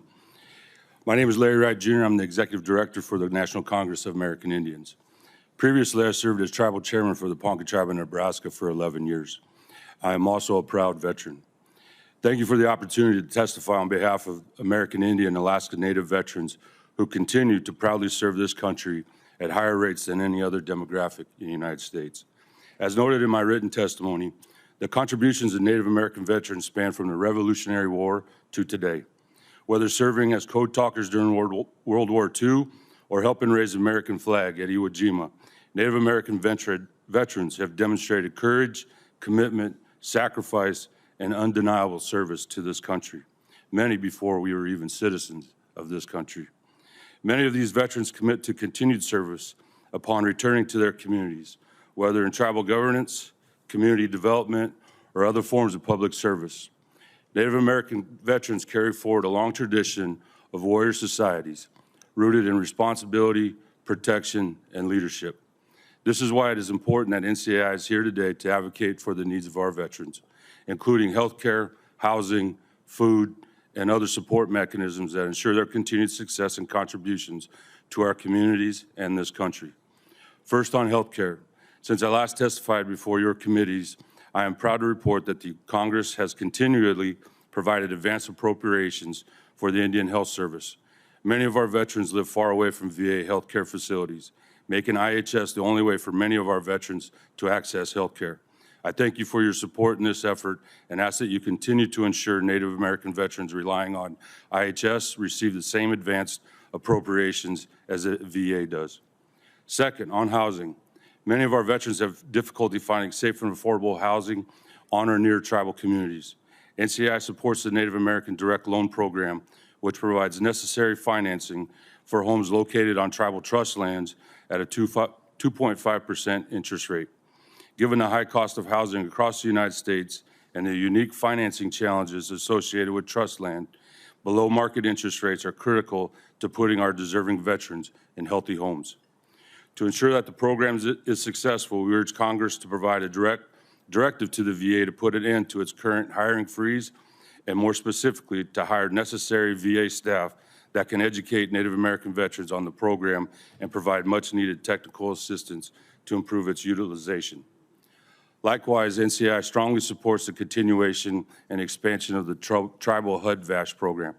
As part of this process, we encourage your committees to remove any unnecessary restrictions for Native American veterans who reside in current assisted stock units. In some tribal communities, these units are the only vacant units available to Native veterans. They should not be penalized because of limited housing options. Third, on food. NCAI has been paying close attention to the changes to the Supplemental Nutrition Assistance Program. We were disappointed to see that recent changes to SNAP remove the work requirement exemption for veterans, Native and non-Native alike. The elimination of this exemption creates unnecessary burdens in accessing critical nutrition for the bravest among us, rather than serving as an incentive for employment. A significant portion of our veterans reside in remote tribal areas where local unemployment rates are often 3 times or more the national average. In these regions, failure to secure a job that satisfies specific hourly requirements is more frequently due to geographic limitations than lack of effort. Fourth, on additional resources. The VA Advisory Committee on Tribal and Indian Affairs has served as a critical mechanism to ensure that tribal voices remain at the table as the VA develops policies, programs, and services that directly impact more than 145,000 Native American veterans that the VA serves today. NCAI strongly believes that any disruption to the Advisory Committee's operations undermines the VA's ability to effectively serve Native American veterans. We urge your committees to ensure that the Advisory Committee has the legal framework and financial resources required to meet its obligations. To this point, we appreciate the introduction of the National Veterans Strategy Act, which would establish metrics to determine the well-being of our veterans regarding their physical health, mental health, spiritual health, economic security and opportunity, education, family and social engagement, and civic engagement. This important bill rightfully recognizes tribal governments and tribal organizations as key stakeholders to determine these metrics. Indian Country knows firsthand the shortfalls that our veterans face, and we are eager to work with Congress to close those gaps. Thank you for your time. I'm happy to answer any questions that you may have. Thank you so much. I will now recognize Captain Rita Graham for your opening remarks in 5 minutes. Good morning, distinguished members. Thank you for the opportunity to testify today. My name is Rita Graham. I served as an Army Field Artillery officer, and I now serve as the Policy Director for the Service Women's Action Network, or SWAN. On behalf of women veterans everywhere and on behalf of SWAN, I respectfully highlight 3 priorities today. Number 1, closing the gender-based research gaps under the PACT Act. Number 2, restoring comprehensive reproductive health care access for veterans. And 3, protecting evidence-based policies on women's service in ground combat units. These priorities reflect what we are seeing from women veterans across the country.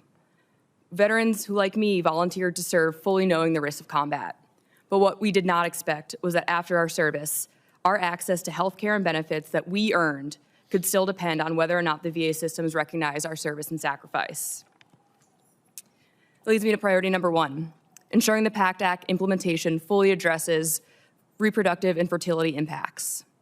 The PACT Act has been hugely successful in establishing long-term harms from toxic exposure. However, implementation gaps remain for women veterans specifically.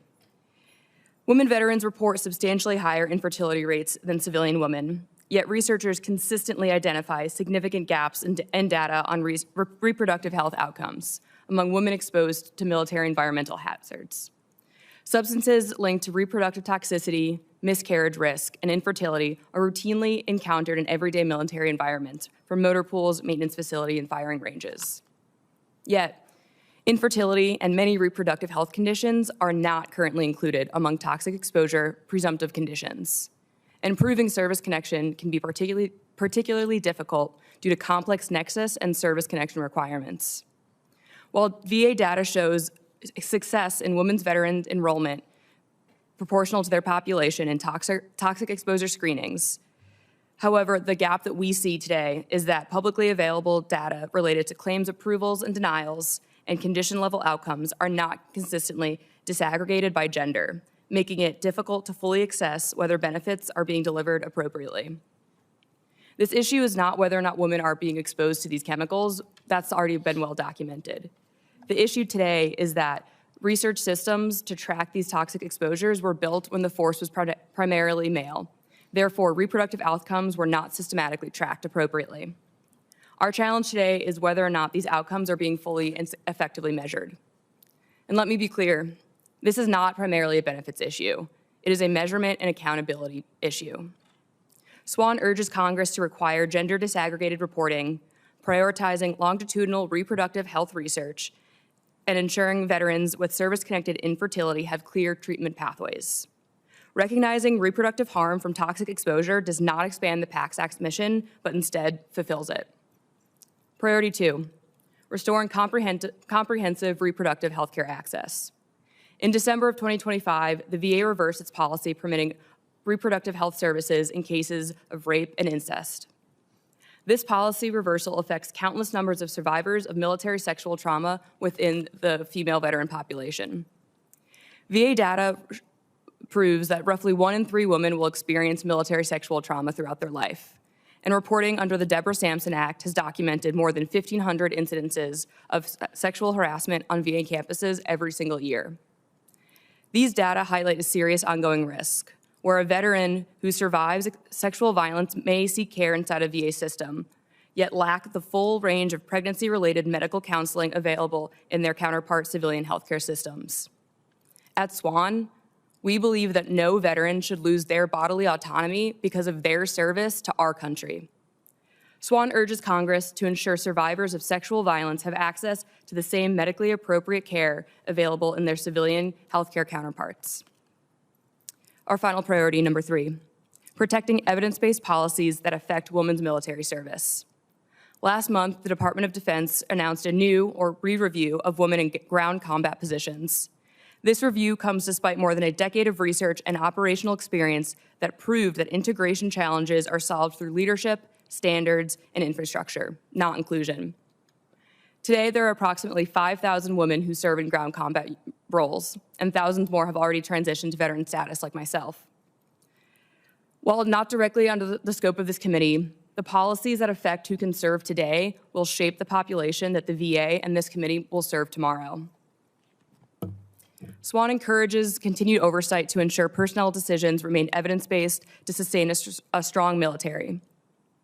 Before closing, SWAN would like to appreciate the VA's reversal of the interim final rule on medication and disability ratings and hope this will lead to more transparency and congressional oversight for all future regulatory changes.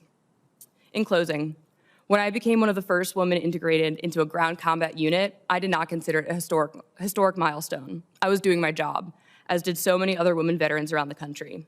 And now today, we women veterans ask for something very simple. We ask that the veteran healthcare system and benefits fully reflect the realities of our service. Thank you, and I look forward to any questions. Thank you. I will now recognize Ms. Barbara Burt for her opening remarks. Chairwoman Mace, Chairman Bost, Chairman Moran, Ranking Member Takano, Ranking Member Blumenthal, and distinguished members of the committees. My name is Barbara Burt. I was born in Kansas and now live in Hanson, Massachusetts on a small farm. I appear today on behalf of Gold Star Wives of America Incorporated, representing widows and widowers across the nation who have lost their spouses as a result of military service. Gold Star Wives of America was founded in 1945 to advocate for policies and financial support for military survivors and their children.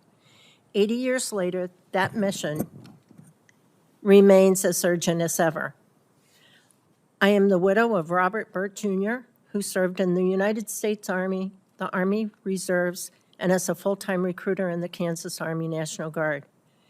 As the effects of Agent Orange emerged, Bob's health declined. In 2019, he was diagnosed with multiple system atrophy, a devastating neurodegenerative disease.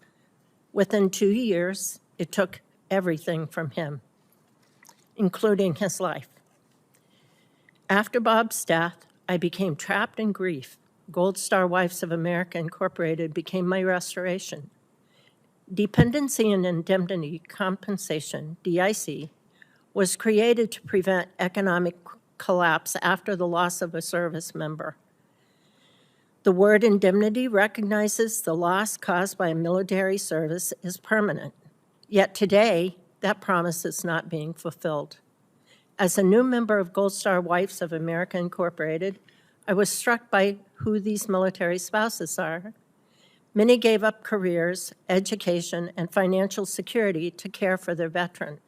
They met medical, emotional, and financial needs without guarantee of a future. When their spouse returned broken in body, in spirit, or in a flag-draped casket, they stepped forward into a life of caregiving, loss, economic instability, without hesitation. They served a nation that has not always served them. For more than 30 years, Gold Star Wives of America Incorporated has advocated for updating the inadequate level of DIC. We are often told it costs too much. Meanwhile, I watch grieving spouses struggle with inadequate heat, food insecurity, housing instability, and unmet medical needs, and still show up. They show up for each other, for their communities, and for this country. These brave, selfless women and men validated my grief and showed me that purpose can grow from loss, what the Bible calls beauty for ashes. Today, most surviving spouses live on approximately $1,700 per month from DIC. Some receive Social Security, many do not. Every year that DIC remains inadequate, military spouses pay the consequences, not in theory, but in daily hardship. That hardship means choosing between heat and medication, groceries and gasoline. It means delaying care, skipping meals, and living with the constant fear that one unexpected expense will undo what little stability remains.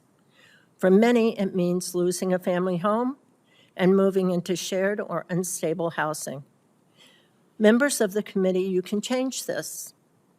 H.R. 6047 provides a modest but meaningful increase, and we thank Chairman Bost and the House Committee for advancing this bill.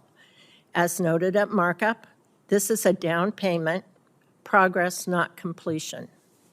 That completion is S611 and H.R. 2055, the Caring for Survivors Act.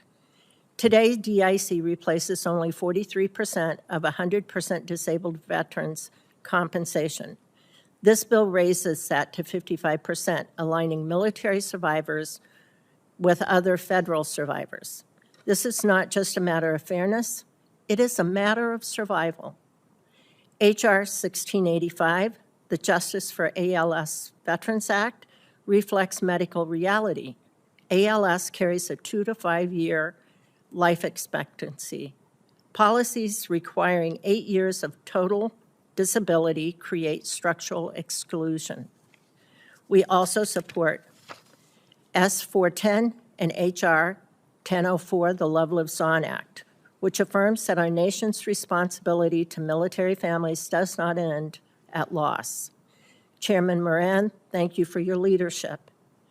Finally, we support H.R. 2264, the Service-Connected Suicide Compensation Act. Like the PACT Act, it shifts the burden of proof away from grieving spouses and towards fairness and compassion. Members of this committee, we urge your favorable consideration of these bills and are confident that bipartisan leadership can move them to the President's desk. Thank you for the opportunity to testify on behalf of Gold Star Wives of America Incorporated. Thank you.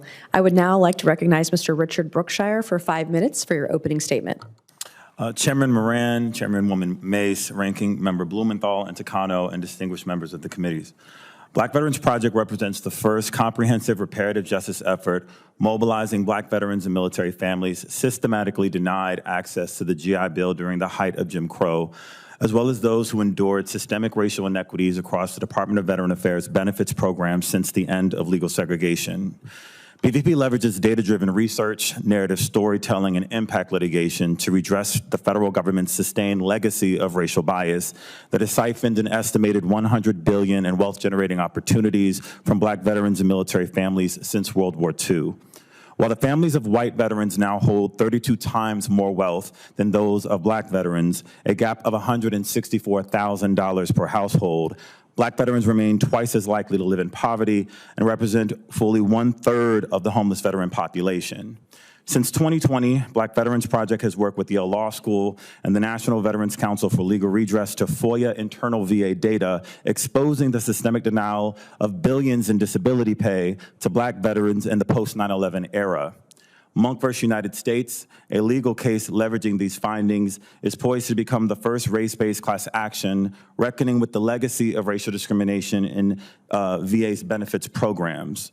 While more recent disparities at VA has taken years of strategic advocacy to bring to light, efforts to further investigate and address systemic inequities were haphazardly upended last year when the Office of Equity Assurance was liquidated under the auspices of government efficiency. For decades, VA flat out ignored repeated requests by advocates to access its racial data. A 2021 lawsuit by Black Veterans Project compelled the release of just 2 decades worth of disability grant rate data by race, substantiating what Black veterans and advocates had long suspected: sustained and systemic disparities in the administration of a veterans benefits program. Despite a government record spanning the widespread obstruction of Civil War pensions through the multi-generational obstruction of veterans' housing, education, and healthcare benefits from World War II through the Gulf Wars, accountability remains elusive. In January of 2024, VA summarily eliminated its diversity, equity, and inclusion initiatives focused on improving outreach to minority, women, and veterans adversely affected by persistent inequality. Seemingly overnight, it terminated more than 60 employees and reallocated more than $14 million in earmarked fundings to wage a shameless war on woke. Now, innocuous rule changes and unregulated artificial intelligence are wreaking havoc in ways that will undermine access, with too few guardrails in place to ebb their impact. The deployment of anti-diversity, equity, and inclusion narratives levied through dubious executive orders has sown confusion and fear, threatening those working to mitigate adverse discriminatory outcomes at VA and beyond. The very systems built to catalyze integration and guarantee accessibility for all veterans have been eroded by partisan political gain, and the dignity of our nation's veterans has become collateral damage for an anti-woke agenda that serves to distract from the rapid privatization of our nation's largest public healthcare system. Worse still, powerful forces are actively colluding to redefine who is entitled to the myriad of benefits earned through military service and whose contributions in uniforms are ultimately remembered, honored, and uplifted. As we mark our nation's 250th anniversary, historical erasure is adding insult to injury. The veneration and advancement of anti-democratic, discriminatory narratives and policies present a nexus of crisis across our federal government that must be confronted, and a decay of values that must be uprooted and repaired. Americans envision a multiracial democracy in which all veterans are respected and protected. That is not the moment in which we now find ourselves. We are at a pivotal crossroads where apathy, animus, and willful ignorance are converging. This must be met with moral clarity and conviction. The shared values of integration, equal opportunity, equity, and inclusion are structural necessities that equip the best of us to do the most for all of us. That is the America for which countless souls have perished. That is the America for which I donned a uniform, and that is the America your committees must embody to adequately care for those who have borne the battle, no matter their identity. Black Veterans Project looks forward to working with each of you to repair past and present harms and to rebuild the public trust required for VA veterans in our nation to thrive into the future. Thank you. Thank you so much, Mr. Berkshire. I will now recognize myself for 3 minutes of questions.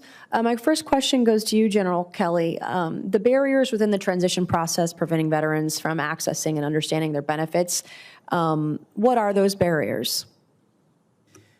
I think, first, thanks for the question, Chairwoman, and thanks for having us here again today. I think first and foremost, when you get into those rooms, when, I've gone through the Transition Assistance Program, as many of the veterans, I'm sure Representative Luttrell went through as well, you get in there and there's focus on a very short period of time, and most people are focused on only their disability claims, the information that comes out and what's going to happen. There are so many other benefits and so many other things that have to happen that the information isn't necessarily passed in the right way. In addition, to make the connections that have to happen afterwards to help people make their transition to the VA and access to all those other benefits and have continued continuity in that really requires a focus, for which many of the VSOs, many of the MSOs who you see here are prepared and to do that. Not just on the disability side. In fact, we don't even do disability claims at MOAA, but to make sure that those veterans have access to all of the benefits that they have and have information from a trusted source so that they don't go looking for somebody who is out there just doing it for profit. And so what are some of those key benefits you think that they're missing, hearing about?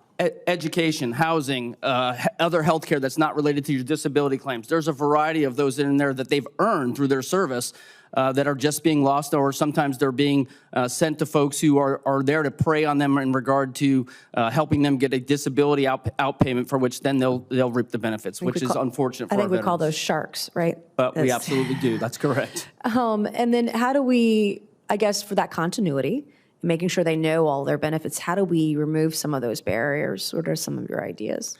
I think, we've listed some of them in our written testimony, but, certainly the work that's being done for the Guard VA Act to help make sure we police some of those sharks, as you call them, out of there is important. Make sure we get the right groups of people involved in that transition so that the connections and the discussions can be made and we can know who the trusted sources are so the veterans, even if they don't have the information the first time, have the right places to follow up and make sure that they get access to all their benefits. Thank you, and I have 45 seconds left, Captain Graham. My last question is for you. How can the VA be more efficient with how it delivers benefits to veterans, their families, women, et cetera, everything you talked about? Thank you for the question. I think, first of all, just having proper reporting data coming from the VA up. The question obviously is to how to receive the benefits, but we need to know, the VA needs to know what issues there are. A lot of the data that we pull is anecdotal from individuals. The VA just needs a better understanding of what these issues are for servicewomen, and that comes from better research disaggregated by gender. Okay, thank you. I would now like to recognize the ranking member. Okay, Senator Duckworth, you're now recognized. Thank you, and I want to thank the ranking member, Congressman Takano, for yielding to me. I'm running a little behind schedule. From the moment my buddies carried me to safety, I have dedicated my life to supporting our nation's veterans and serving them in order to try in a minuscule way honor their bravery and their sacrifice. That mission is why I'm here today as a member of Congress, and that's why I continue to join you in fighting tirelessly against Donald Trump's attack on the VA, because I see clear as day that the end goal here is to privatize and eventually dismantle the VA. And this effort has started even before this administration. It's been ongoing, and we've been fighting this for a very long time. At this point, President Trump has fired more veterans than any other president in American history. He has taken an axe to the VA workforce. He's killed collective bargaining rights to instill a culture of fear and consistently withheld oversight authorities from Congress. His administration plans to gut the Veterans Health Administration's management structure and outsource $1 trillion away from VA clinicians and to civilian provider network that does not have the specialized infrastructure to provide service-informed care. Over 1 year into his second term, there is still no clear strategy on how Donald Trump's VA plans to deliver more resources to veterans, not less. He claims that he cares about veterans, and I state, the president says, I quote, "Under my leadership, our nation will always uphold the legacy of our veterans, and as president, I will always have their backs," end quote. Frankly, I'm tired of his broken promises, and the veteran community should be too. His administration has turned its back on veterans every single time an opportunity has presented itself. Secretary Collins' most recent ambush interim final rule should be a sobering call to action. Do not be fooled. Until Secretary Collins rescinds that rule, it remains in effect. It remains in effect. If you think that this is the end of this administration's effort to attack disability compensation, then you are wrong. If that was the case, Secretary Collins would have consulted all of us, or at the minimum, rescind the rule and assert a clear consultation plan with all stakeholders being consulted, beginning with the members of Congress and then, of course, with the VSOs. You are the voice of our nation's veterans, each and every one of you. You should have been consulted. This is not a Republican versus Democrat issue. This is not even a Trump issue. This is an issue of privatizing the VA, which has been an effort that has been underway for decades, and we must stand up to it. This is a veterans issue. And my promise, my commitment, is to fight to uphold our nation's promise to veterans, even when that makes us unpopular and calls for confrontation. More than ever, Republicans, Democrats, and VSOs alike need to come together to protect our nation's veterans. So let's get to work to codify protections that ensure that Donald Trump or any other future president cannot come after veterans' disability compensation ever again. Before I close, I want to get the panel's view on a particularly offensive angle of this ambush rulemaking that the public may not fully appreciate. And again, I want to establish a precedent that no future president, no future administration, regardless of their party affiliation, can do this ever again. So this question is open-ended to the members of the panel that's here. Can you explain why it was so inappropriate to use an interim final rulemaking process for such a controversial policy, and address the message that's being sent by the administration to the VSOs and the entire veterans community in seeking to jam this through before a single comment was filed? Basically, I'd like each of you to explain to me why it's important that you should be consulted when such a rule is being made. General? Senator Duckworth, first, thanks for your support of veterans and what you do. It's amazing. All of us think we have the ears of our veterans and have some information to provide. And so transparency in terms of consulting us, giving us information, we think would have provided the Secretary and the VA with some information that may have adjusted the outcomes, which means anxiety and all the things that went associated with this recent thing would have been avoided. And we think that can happen in the future. This group of people has information to provide and should be consulted. Anybody else? Go ahead. This will be awesome. Yeah. Thank you. Yes, we're, from Indian country, we're it's very important that we have those consultation processes and upholding the trust and treaty responsibility that the United States has to our tribal people, and in this case, especially our veterans. When we look at, there's 145,000 Native veterans in this country. A law was passed creating a VA Tribal Advisory Committee, and this kind of information and that kind of consultation should have gone through that committee that's upheld by law. I was very proud when I was at VA under General Shinseki to set up the situation where we dealt with our First Nation veterans on a nation-to-nation basis. That is critically important, especially for a population that has the highest per capita service in our nation's military than any other population. So thank you. I think you have a unique voice and you should have a seat at the table because your veterans in particular have unique needs that should have been addressed you were not consulted, and that is completely inappropriate. On behalf of Servicewomen's Action Network, we also fully believe that the filing of the interim file or the interim rule is so important because it's happened to us already, where our reproductive health access were taken away under an interim final rule. So this just shows a pattern of these unofficial systems without any of the veterans, the VSOs, being consulted on ways to take away further and further minority health care and minority veteran benefits. Thank you. You've been very indulgent, Madam Chairwoman. I've been very generous. It's fine. I want to hear from our veterans, and thank you, Senator Duckworth. Ranking Member Takano, you're now recognized for 3 minutes. Well, thank you, Madam Chair. Ms. Graham, my colleagues and I in both the House and the Senate have introduced legislation to overturn VA's final rule restricting abortion access. How important is it to your members to overturn this rule and allow veterans access to abortion?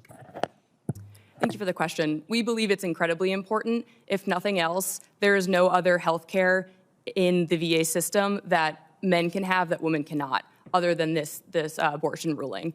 When these actions get taken place, women veterans are just told time and time again that our service does not count as much, it does not mean as much, and that we don't deserve the same benefits. Can you tell me, how do women veterans feel that they've put on the uniform of our country, put their lives on the line to defend the rights of all Americans, but yet have this right over their own health care taken away? It's insulting, both as a veteran and on behalf of SWAN. It's insulting that the fact that our health care could even be limited in this system that we've earned, that we've deserved. And so it's insulting and it's also terrifying. Women veterans especially need trauma-informed care that the VA is really excellent at providing and has only improved over the years. When we can't receive trauma-informed care for reproductive health access, women will die, their health outcomes will be adversely impacted. So it's hugely detrimental. Thank you. Mr. Wright, how is the implementation of the Dole Act regarding awarding grants to states and Indian tribes to improve veteran outreach? How's that been going this year?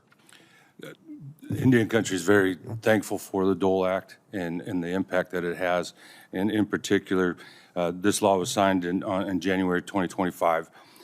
Two landmark provisions that represent a significant step forward for Indian country is expanding home ownership opportunities for Native American veterans. Excuse me, Mr. Wright, is it going well? Is it not going well? It is. There's other opportunities that we would like to see continued to help with that, with the Native American Direct Loan Program, HUD-VASH, are two other programs that are very helpful for Indian country. Well, thank you. Mr. Brookshire, last May, Black Veterans of America participated in our roundtable assessing disparities for minority veterans.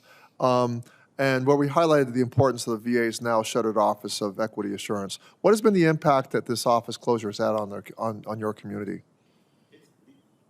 Thank you for the question. It's the inability to track data and to move on findings that the Office of Equity Insurance were beginning to materialize under the office that were pinpointing where disparities were most concentrated and trying to get down to the root cause issues. That obviously that work has been abandoned. Well, we've seen an explosion of the use of artificial intelligence at VA in both clinical and non-clinical spaces.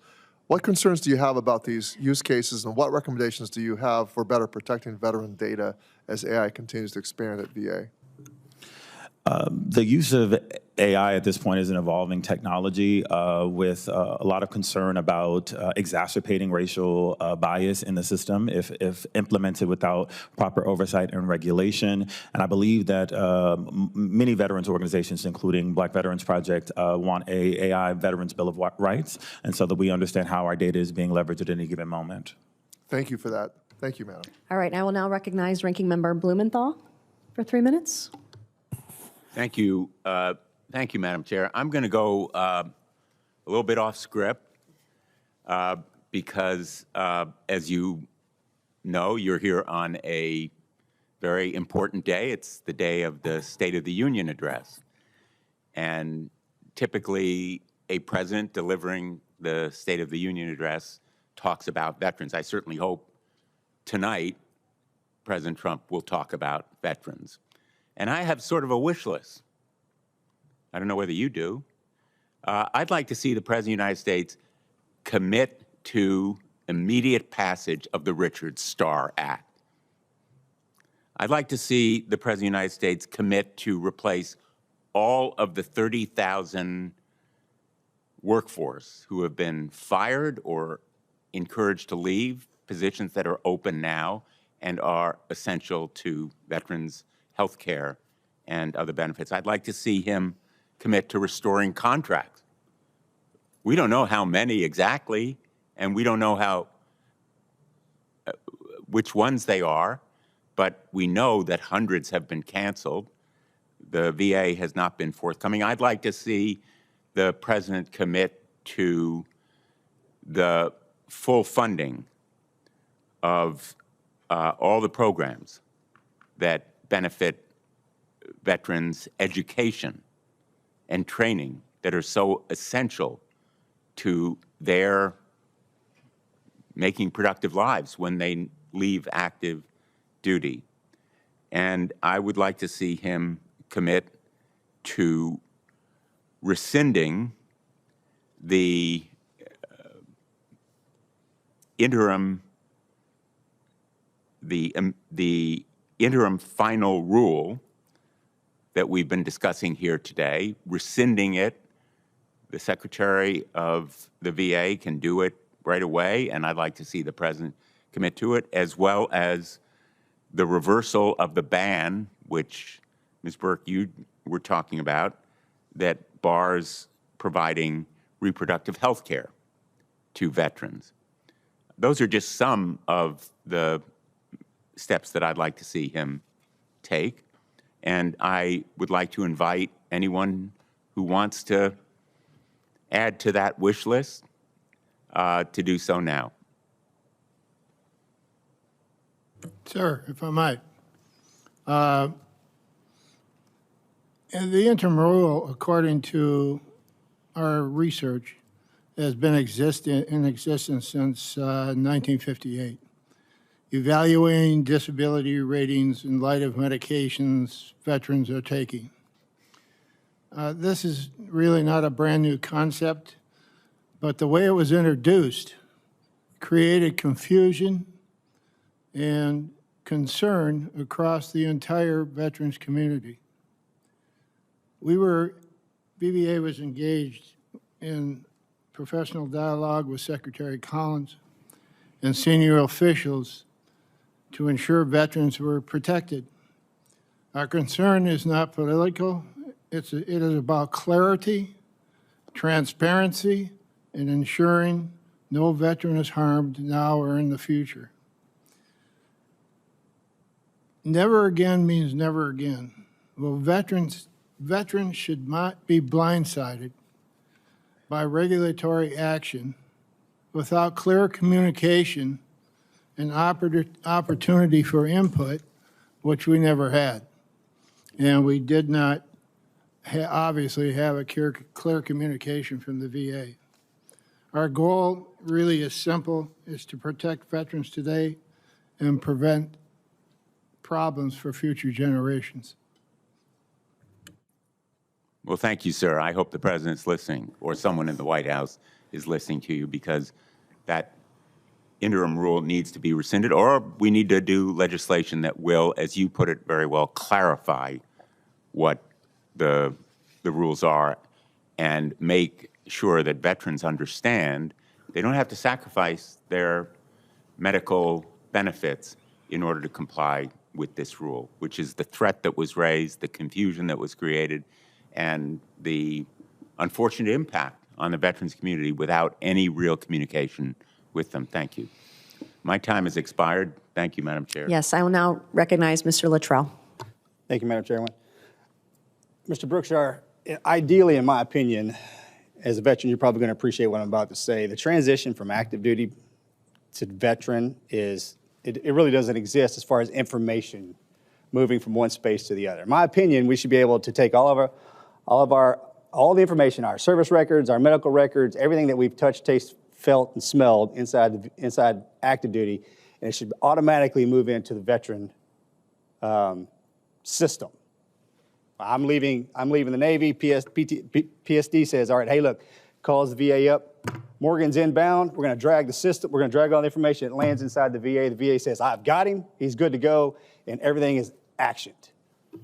When I'm dealing with VSOs that touch the homeless population, the homeless population don't have all their information.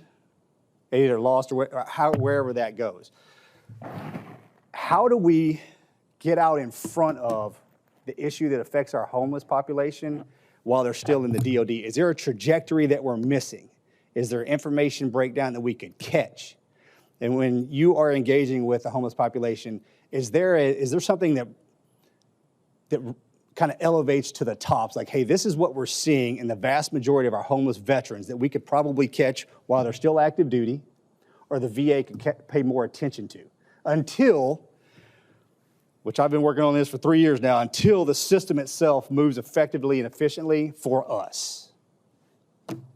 I appreciate the question. I would like to consult with the organizations that focus specifically on that, specifically Black veterans organizations that focus on that, and get back to you. Because I deal with Black veterans empowerment with Sean Deadweiler. I don't know if you're familiar with that gentleman. This is where he operates. And I've asked the same question to him. But I'm trying to gather as much information as possible here so we can legislate that appropriately. Because to your point, no veteran should be forgotten. No veteran should be dismissed, all right? And the system itself, since its creation, has created that problem set. I like to say we need to take the veteran out of the equation, make the system correct, and the veterans are better taken care of. And the reason that I ask you that specific question about our homeless population, and it's the answers that I get, even up to, hey, some of the our homeless population is like, hey, I'm happy where I'm at. And how are we supposed to address that? Again, I don't know how to specifically answer that question, but the first thing that comes to mind is there's a disproportionate amount of homeless veterans who are facing other than honorable or dishonorable discharges, and so you have to kind of address some of the root causation of that within DOD that puts them at a disadvantage to begin with when they get out. And Black folks are overrepresented, and even today, in the present day, they're twice as likely, almost 3 times as likely, depending on branch of service, to get out with an other than honorable discharge, which affects their accessibility to benefits. So I think there's a need to address the kind of more systemic racial justice issues relative to the UCMJ. All right, thank you. I would like to thank Chairman Moran, Ranking Member Blumenthal. I would like to thank you for being here today. I will now recognize Ranking Member Takano for closing remarks. Thank you. Very brief, and I want to really thank the sincere interest of my colleague from Texas, Congressman Luttrell, and his questions. Congressman, your concern about the transition of military service members going smoothly, making sure that all the data information gets transferred from DOD into the VA. I want to suggest that you take a look at legislation that I've offered called eVest, which would basically be an opt-out program so that veterans don't have to go and get into VA. They're assumed and presumed to automatically be enrolled in VA, and they have to opt out of it. That was what eVest does. Oddly enough, it does cost some money to do this.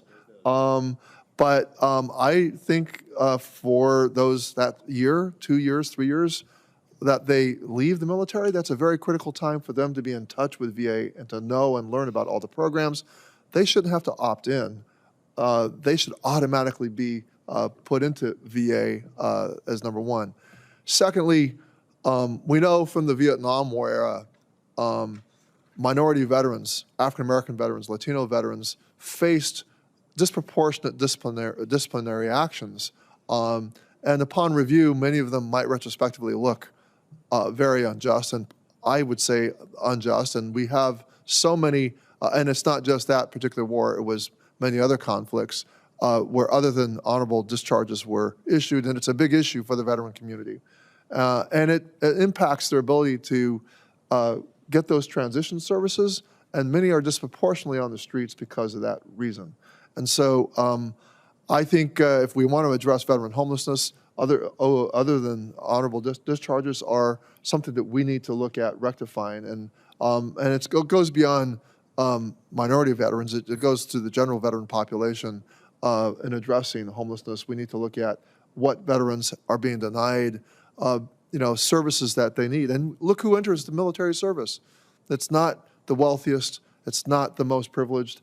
It is people from low-income backgrounds who are looking for a way out, a way up. And for many service members, the military has been an excellent place for that to occur, but the transition services are so important.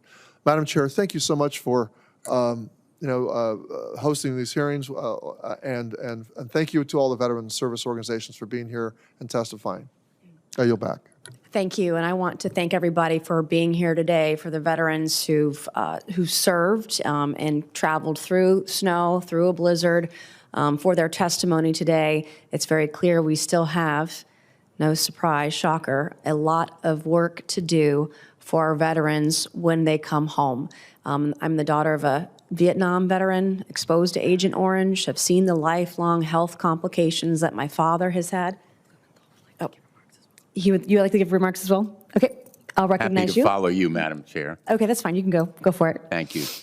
Well, let me begin by thanking you and our other House colleagues for making the long trip over here. But I think this hearing has been very, very useful. Thank you for your and Representative Takano's leadership, and of course, Senator Moran. And I want to thank all of you who have demonstrated your enormous patience and perseverance in staying with us in the audience, and of course, this panel, which has been excellent like the last one. And as I said at the very start, never doubt that you are making a difference. You are the chief champions and advocates for our veterans, and they need your voice and face. I want to reiterate for the record that the Senate committee has yet to receive many of the most important responses that we have urged, I was going to say demanded, but that we have requested from the Secretary of the VA, Doug Collins.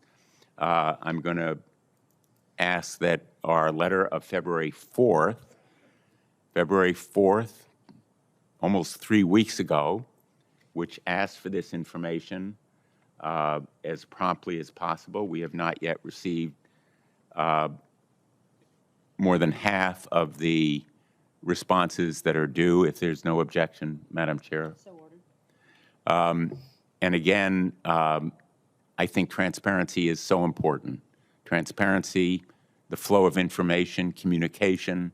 Our veterans are attuned to listening. If you're taught nothing else in the military, it is pay attention. Our veterans pay attention, and they deserve and they need to be told the truth promptly and accurately. So thank you all for being here today, because your oversight is so important. And thank you again, Madam Chair. Thank you, Senator. I would be remiss if I didn't recognize the Charleston Ralph H. Johnson Veterans Affairs Medical Facility for those who are here from South Carolina. Some of the most preeminent and greatest technologies coming out of there for our veterans. A lot of my family gets served there, and we're very proud of their work. But coming from a veteran family, talking about those that are poor and destitute to get out of rural America and make something of themselves. My father went into the Army in 1963. He was from little old Hampton, South Carolina. He knew to hunt because his family didn't have a lot of money. And when he went to Vietnam, he was one of the best sharpshooters they had, even though they didn't really have that back then. And, you know, he still has shrapnel in his body from those days, from serving 2 tours in Vietnam. And his best friend, Mr. Berkshire, was his radio operator, black young man from North Carolina who died in that service. My father still can't tell that story without tearing up because of the sacrifices men and women from all walks of life, all colors, have come forward to serve their nation valiantly. And I appreciate the very open, the very honest conversation we've had today. I would urge you all to continue to use your voices, to be loud, to be heard as we work together for the future, for serving all of our veterans across the country. I want to say thank you. I want to say welcome home, and I want to say God bless each and every one of you. Thank you. And this concludes today's joint VSO hearing. I think it's clear that the committees in collaboration with the VA under leadership of Secretary Collins have a lot more work to do in service to our veterans and their families. Of course, we all are committed to the work needed for our veterans and their families. So I ask unanimous consent that all members have 5 legislative days in which to revise and extend their remarks and include any extraneous material. And hearing no objection, so ordered, this hearing is now adjourned.